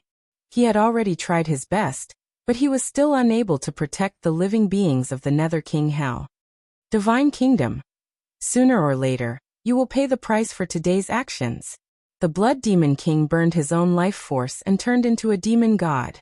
He led the blood demon tower and crazily charged towards the purple gold divine dragon. At this moment, the madman, as a bystander, also felt a tragic emotion in his heart. Drops of tears even fell from the corners of his eyes. Boom! With the collision between the Blood Demon King and the Purple Gold Divine Dragon, everything finally came to an end. The Blood Demon King died on the spot. The Blood Demon Tower was also torn apart. The Purple Gold Divine Dragon also let out a miserable cry. Its body was shattered and its divine soul was annihilated. The Purple Gold Ancient Palace also shattered on the spot. Blood demons, just you wait. The next time the Divine Kingdom descends, your race will be exterminated. However, the Purple Gold Divine Dragon's divine soul wasn't completely annihilated. Only a trace of it was left. After leaving behind a murderous sentence, it escaped with the broken ancient palace. I didn't expect that the battle back then would be so tragic. The madman murmured. That's right. This is that battle. Suddenly, a voice sounded. Who? The madman was startled. Before his voice fell, a blood-red figure rushed out from the blood bead in his hand and floated in front of him. You are? The madman looked at the blood shadow opposite him in surprise. I am the artifact spirit of the Blood Demon Tower, the blood shadow said. Artifact spirit? The madman was stunned. Yes. The blood shadow nodded. Artifact spirit? The madman's face was full of surprise. Didn't the Blood Demon Tower already have an artifact spirit? Why did another one jump out? Because the Blood Demon Tower had always been by his side and had communicated with the artifact spirit more than once. The other artifact spirit is also me. Back then, I was divided into two. Half of my consciousness was in the Blood Demon Tower, and the other half was in this Blood Demon bead. The blood shadow explained. Then why didn't you tell me this? The madman frowned. Because you haven't grown up yet and don't have the ability to shoulder this heavy burden. But it's different now. You have already grasped 3 ultimate mysteries. In terms of strength, you have surpassed your previous life because in your previous life, you only grasped 1 ultimate law. The blood shadow smiled in relief. Previous life? The madman was stunned for a moment and looked at the blood shadow in shock. Don't tell me that I am the reincarnation of the Blood Demon King. Yes. The blood shadow nodded. Damn. The madman cursed. He was actually such an amazing person. The blood shadow hesitated for a moment and looked at the madman. Don't be proud too early. Now you have to face 2 choices. What choices? The madman was suspicious. The blood shadow said. The first choice is to inherit the memories and law inheritance of your previous life. What? The memories and law inheritance of my previous life? The madman was stunned. Yes. When you died, I sealed your memories and the ultimate profundities of the law of destruction that you grasped in this blood demon orb. As long as you are willing, you can fuse your memories and this inheritance now. The blood shadow smiled. The ultimate law of destruction. The madman muttered and shouted. Is there even a need to say this? Of course, this daddy is willing. Don't dawdle, hurry up. Cough cough. The blood shadow coughed and said helplessly. Don't be anxious. Let me finish. If you really fuse with the memories of your previous life, this may affect your relationship with Qin Feiyang. What does fusing with the memories of my previous life have to do with old Qin? The madman was suspicious. Because Qin Feiyang is the descendant of the Purple Gold Divine Dragon. And your previous life hated the Divine Kingdom and the Purple Gold Divine Dragon to the bone. Therefore, if you fuse with the memories of your previous life, it may have a certain impact on you. The blood shadow explained. You mean, after fusing with the memories of my previous life, I will hate old Qin? The madman asked. Yes. The blood shadow nodded. Impossible. I know old Qin's situation better than anyone else. Even if he has the bloodline of the Purple Gold Divine Dragon, it won't have any impact. The madman waved his hand with a confident look. Chapter 3876. Are you sure? Blood Shadow asked. I'm sure. Madman nodded, but after speaking he hesitated and asked, what about the second choice? The second choice is of course to give up the memories and inheritance of your previous life. This way, you won't be affected by the memories of your previous life, and will still be as close as brothers with Qin Feiyang. Blood Shadow said. Madman nodded and asked, then I can't just take the inheritance and not the memories of my previous life? No. The situation was urgent, so I fused the inheritance and memories together. Blood Shadow shook his head. Why are you so unreliable? Madman was speechless. Can you blame me for this? You saw it just now. When your previous life's Blood Demon King was about to die, I almost couldn't even protect myself. To be able to keep your inheritance and memories in such a dangerous situation is already very difficult. Do you understand? Blood Shadow said angrily. Madman smiled embarrassedly. After pondering for a while, he said with a firm gaze, I must take the inheritance, and I will definitely not lose old Qin as a friend. Don't worry. Don't be so confident. Fusing the memories of your previous life isn't as simple as you think. At that time, there might even be a split personality. Blood Shadow warned. Split personality? The corner of Madman's mouth twitched. With a dark expression, he said, Can you not scare me? My feelings for old Qin. Pooey, he isn't even a girl. What feelings do I have? In short, my friendship with old Qin will never change. Since you are so confident, then I won't say anything else. Anyway, you just have to be mentally prepared. After Blood Shadow finished speaking, he immediately disappeared into the blood bead. Then, the blood bead rose into the air and entered between Madman's eyebrows. Boom. A huge amount of information suddenly exploded in Madman's mind. Old Qin, don't worry about me. I am fine now. Go do what you need to do. Madman shouted and sat cross-legged. He closed his eyes and accepted the memories and inheritance of his previous life. What's the situation? Below, Qin Feiyang and Fire Python exchanged glances. Long Chen asked, Why don't we go and take a look? Don't go. Qin Feiyang hurriedly stopped him. Madman had already said that he was fine, so why bother? Furthermore, what if the madman had obtained some good fortune and caught Long Chen's attention? That would be bad. Qin Feiyang's vigilance made Long Chen feel rather helpless. In the current situation, there was really no need to guard against him like this. The Fire Python asked, When do you plan to return to the Sky Cloud realm? Qin Feiyang looked at Long Chen. Long Chen shrugged and said, I can do it any time. In any case, he meant to let Qin Feiyang make the decision. Qin Feiyang pondered for a moment. It was indeed time to go back, because the God-slaying tablet was still waiting to transcend its tribulation. But once he went back, he would definitely face the experts of the Divine Kingdom. Furthermore, the blaze magic sword had not been repaired yet, so he was not confident about going back now. I'll go to the Black Tortoise realm first. After pondering for a while, Qin Feiyang looked at Long Chen and said something. Then he instantly disappeared without a trace. Long Chen also looked up at the evil moon again and murmured, What the hell is going on? At the same time, the Fire Python looked at Long Chen. It seemed to have something to say, but didn't dare to say it. What do you want to say?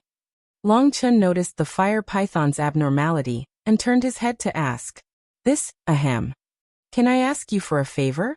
The Fire Python asked. What favor? Long Chen was suspicious. You are the son of Lord Ice Dragon. You can definitely say something. Can you ask Lord Ice Dragon to remove the restrictions of the rules of hell? The Fire Python's face was full of pleading.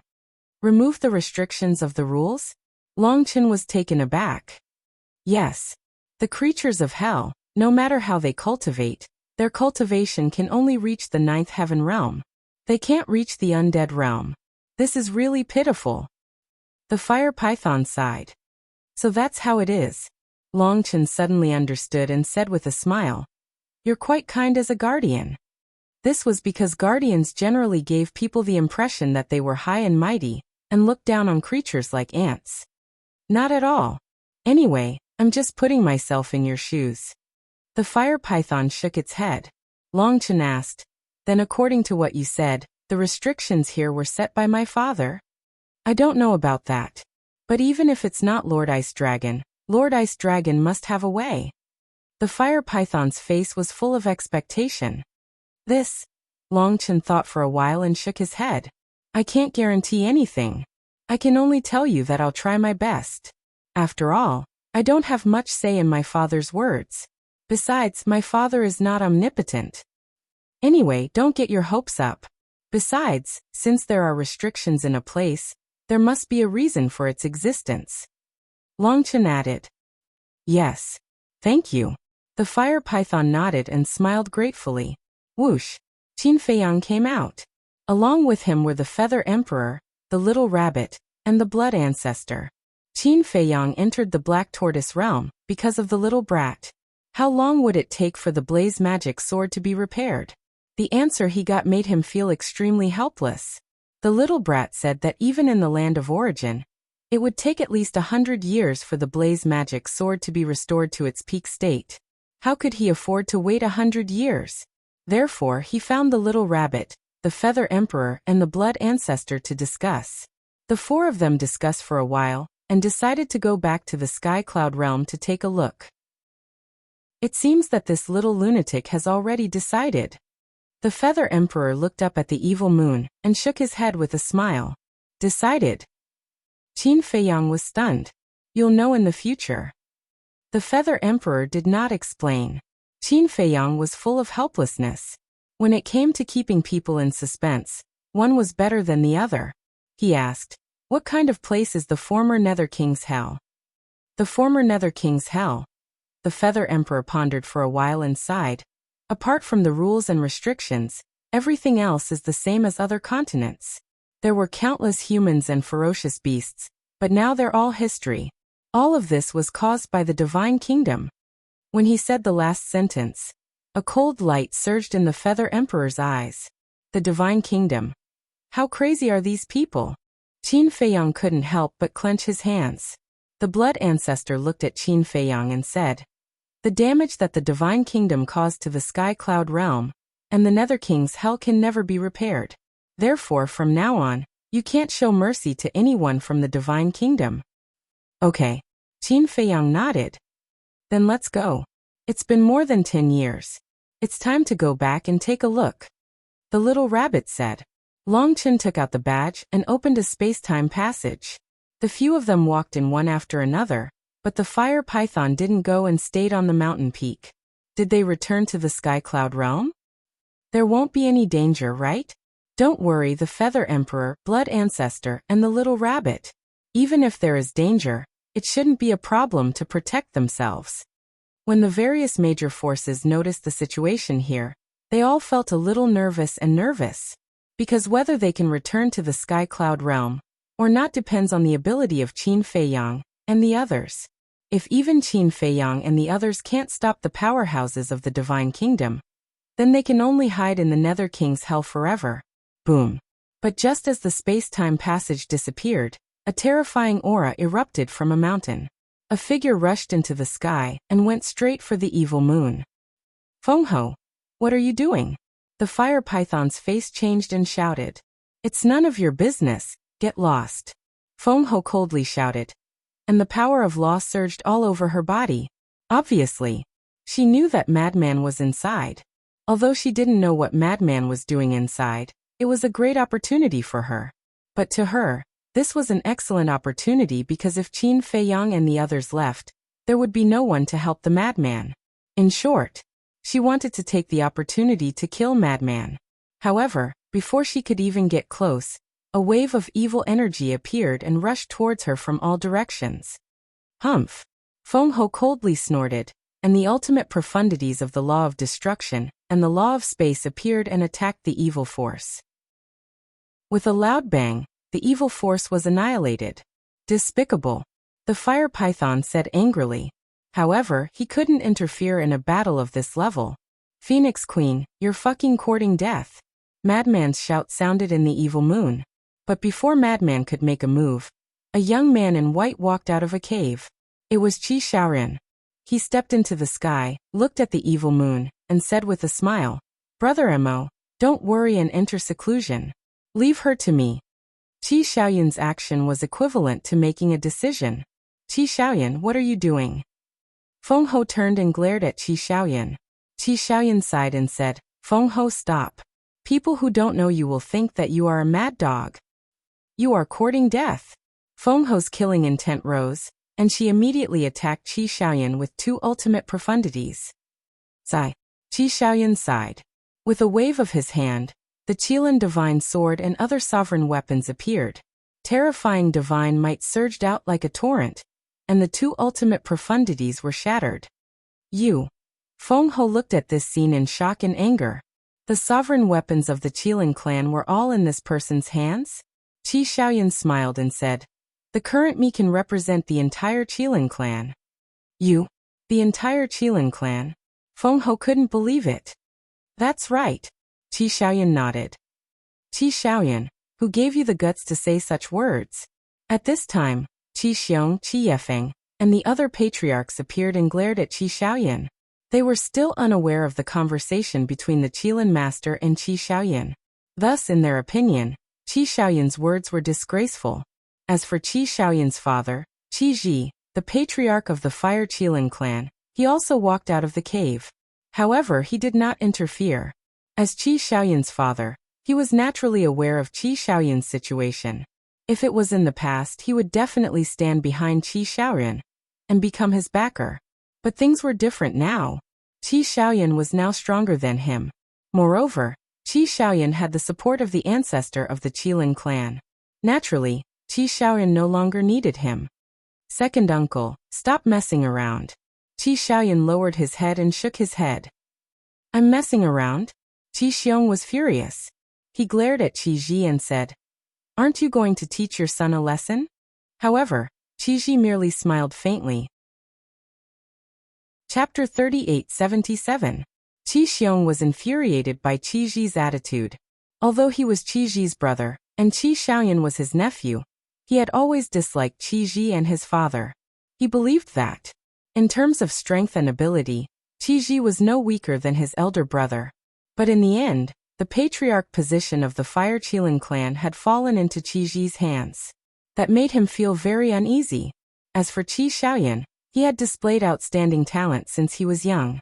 Although he usually kept a low profile, he was deeply liked by the Qilin clan's master. Whenever there was something good, he would not be forgotten. On the other hand, his son Qi Yu was different. Although he was known as the young genius of the Qilin clan, his treatment was worlds apart from Qi Xiaoyun's. In short, he was jealous. "Second uncle, go back and cultivate." Qi Xiaoyan was rather annoyed when he saw Qi Xiong. This was the reason why he had always disliked fighting for fame and fortune. As long as fame and fortune were involved, even family members would treat you as an enemy. Although his second uncle did not like him much in the past, he still knew how to act on the surface. Normally, when they met, he would more or less pretend to be concerned. But now he could not even be bothered to act on the surface. Whether it was his hatred for him or his father, he could no longer hide it. "What? Are you trying to order me around?" Qi Xiong looked at Qi Xiaoyan coldly. "How is this in order? I'm begging you. Don't meddle in other people's business." Qi Xiaoyan felt helpless. "Meddling in other people's business? What about you? What does what Feng Ho does have to do with you? You actually dare to speak on behalf of the Qilin clan? Who do you think you are? Even elders like us are not qualified to speak like that, let alone you." Qi Xiong retorted. Qi Yefeng and the other patriarchs also had cold expressions on their faces. Qi Xiaoyan glanced at them and shook his head. "Looks like it's impossible to reason with you." Boom. As he said that, a destructive force surged out. Qi Xiaoyan's temperament changed greatly with the appearance of the destructive force. His gaze and aura became incomparably sharp. "What are you trying to do? Don't tell me I'm going to be like some people and go against my superiors?" Qi Xiong and the others were shocked. They knew that Qi Xiaoyan had already fused with an ultimate profundity of the law of destruction. With Qi Xiaoyan's current strength, he could easily suppress them even without using a sovereign weapon. As for the someone, she was naturally referring to Princess Huofeng. "Go back immediately. Don't make me repeat myself." Qi Xiaoyan's cold gaze was as sharp as a blade, causing everyone to feel a chill in their hearts. Even Feng Ho was looking at Qi Xiaoyan in shock, let alone Qi Xiong and the others. She naturally knew about Qi Xiaoyan. In the past, the impression Qi Xiaoyan gave others was that he was a young man who stood aloof from worldly affairs. But now he was like a completely different person, showing off his abilities, full of drive. It was like a dazzling star. This should be Qi Xiaoyan's true nature. Go back immediately. Don't make me repeat myself. These words echoed in the void for a long time. This was already a commanding tone. Although Qi Xiaoyan was giving Qi Xiong and the others a great pressure, they did not back down because they were his elders. So what if he had grasped the ultimate profundity of the law of destruction? Would he really dare to make a move on his elders in public? If he dared to do so, not only would others talk about him behind his back, even the ancestor would not let him off easily. Sigh. Qi Xiaoyan sighed deeply. Did he really have to disown his own family if he wanted to shoulder this responsibility? To be honest, he really did not want to make a move on his elders. But sometimes he had no choice. Xiaonan, do you know why the ancestor is still not doing anything? Suddenly, Qi Ji's voice rang out in Qi Xiaoyan's mind. Qi Xiaoyan raised his head and looked at the great hall at the peak of the mountain. With such a huge commotion, the ancestor was definitely aware of it. Since the ancestor had not done anything, it was obvious he wanted to give Qi Xiaoyan a chance to establish his dominance. If he wanted the Qilin clansmen to trust him, he would first have to make the patriarchs submit. In other words, the ancestor wanted him to make a move on the patriarchs to establish his dominance. Looks like the ancestor is determined to be a hands-off boss. Qi Xiaoyan sighed helplessly. He lowered his head and looked at Qi Xiong and the others. His eyes instantly turned cold. Boom. The next moment, the heavenly eye of destruction erupted with a world-destroying might. 10 rays of world-destroying light shattered the sky and shot toward Qi Xiong and the others. What? Qi Xiong and the others did not expect that Qi Xiaoyan would really dare to make a move on them. In a moment of desperation, they all activated their profundities. However, their strength was not even comparable to the reclusive old antiques. The strongest technique they had was the profundities of supreme profundities. How could they be a match for the ultimate profundities of supreme profundities? Boom. Accompanied by a series of loud bangs, the profundities of various laws were instantly shattered like withered trees. Next, 10 rays of world-destroying light drowned Qi Xiong and the others. Ah! Accompanied by miserable screams, everyone was instantly turned into a bloody mess. Their sea of qi was shattered, and even their souls were severely injured. An aura of death enveloped them. At this moment, they panicked inwardly. This junior, who had always followed the rules and stood aloof from worldly affairs, was not joking with them at all. Ancestor! The group of people shouted in panic. Currently, only the Qilin clan's master had the ability to stop Qi Xiaoyan. As for the reclusive old antiques, even if all of them showed up, it would be useless. However, the Qilin master did not appear. He did not even respond. What's going on? Could it be that the ancestor is in seclusion? The group of people was bewildered. At the same time, they were extremely terrified. Qi Xiaoyan looked on silently. Qi Xiaoyan, what are you doing? Although you are strong now, you can't attack your elders. Stop. Or else. Although the Qilin master did not appear, the group of reclusive old antiques could no longer sit still. They all came out to scold Qi Xiaoyan. Or else what? Qi Xiaoyan looked at the old antiques coldly. The scolding stopped abruptly. Looking at the current Qi Xiaoyan, the group of old antiques could not help but feel fear in their hearts. Qi Xiaoyan said, "Stand aside obediently. Otherwise, don't blame me for being impolite." What did you say? Impolite to us? Do you still know how to respect the old and cherish the young? The group of old antiques was instantly infuriated. So it was true that after grasping the ultimate profundity, one could do whatever they wanted. Noisy. Qi Xiaoyan waved his hand, and one apocalyptic radiance after another fell, drowning the reclusive old antiques. Miserable shrieks rang out once again. Blood dyed the sky red. Damn. So this is the prince of the Fire Qilin clan. His ferocity is not inferior to that of Qin Feiyang and the others. The people of the various factions were moved. The sleeping lion has finally awakened. In the future, there will be another peerless genius among the younger generation of the Skycloud realm. Those of the older generation were also muttering in their hearts. Qi Xiaoyan's ruthless side shocked everyone present. Although the patriarch and the old antiques of the Qilin clan did not die in the end, this ability had left a shadow in their hearts. Of course, Qi Shaoran would not kill them for real. Moreover, more importantly, the Qilin master did not appear at all. No one was stupid. With such a big commotion, even if the Qilin master was in seclusion, he must have been awakened by it. The reason he did not appear was actually a tacit agreement. The Phoenix Empress had naturally thought of this as well. Looking at Qi Shaoyan's domineering attitude, she knew that it was impossible to kill Madman, so she turned around and left angrily. Of course she was angry. The alliance of the three clans was supposed to deal with Qin Feiyang. But now, the Dragon King sat by and did nothing. The Qilin master was even more excessive. He directly handed over the power of the Qilin clan to Qi Shaoyan and became a shopkeeper. After a contest, although the dragons and the Qilin clan also lost some sovereign divine weapons, compared to the Feng people who lost all their sovereign divine weapons and lost face, it was many times better. Therefore, in Feng Ho's heart, not only did she hate Qin Feiyang and the others, but she also hated the dragons and the Qilin clan. At the same time, the Skycloud realm. The Skycloud Sea was unprecedentedly calm. White Crane Island. This island that no longer existed was quite famous in the current Skycloud realm. That was because too many battles had taken place here. At this moment, above the sea, a group of people stood facing the wind. It was Qin Feiyang, Long Chun, Feather Emperor, Blood Ancestor, and the Little Rabbit. Why are we here? Qin Feiyang glanced at the surrounding sea and asked suspiciously.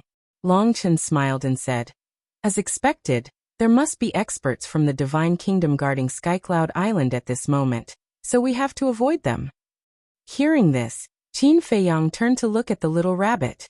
The Little Rabbit waved its paw, and an image appeared in the void in front of it. The scene displayed was Skycloud Island. Sure enough, at the peak of Skycloud Island, a golden figure was sitting cross-legged. It was the middle-aged man in golden armor, who chased them back then. Qin Feiyang glanced at the middle-aged man in golden armor, then looked at Long Chun and said with a smile, quite clever. Long Chun was speechless. Listening to what you said. It seems that in your eyes before, I was a fool? Qin Feiyang smiled, and turned to look in the direction of the land of buried gods. A cold light flashed in his eyes as he looked at Feather Emperor and the other two and said, now he's alone on Skycloud Island. This is a once-in-a-lifetime opportunity. Why don't we kill him first? How can it be so simple? The Little Rabbit rolled its eyes at him. What do you mean? Qin Feiyang was suspicious. The Little Rabbit said in a deep voice. On the surface he's alone, but do you know if there are others hiding in his spatial divine item? It doesn't matter. As long as the Lord of the Divine Kingdom doesn't come in person, I think with our current means, it should be enough to crush everything. Long Chun also spoke. It was a bit sullen to keep hiding like this. It was better to have a big fight. You're tuning in to the Li Mei's Wuxia Whispers YouTube channel. We're so grateful for your support, and don't forget to subscribe to join us on this incredible journey through captivating stories. Your generosity through donations truly makes a world of difference, as it's the primary source of revenue that allows me to expand and enhance this channel for you. Thank you from the bottom of my heart for being a part of this adventure.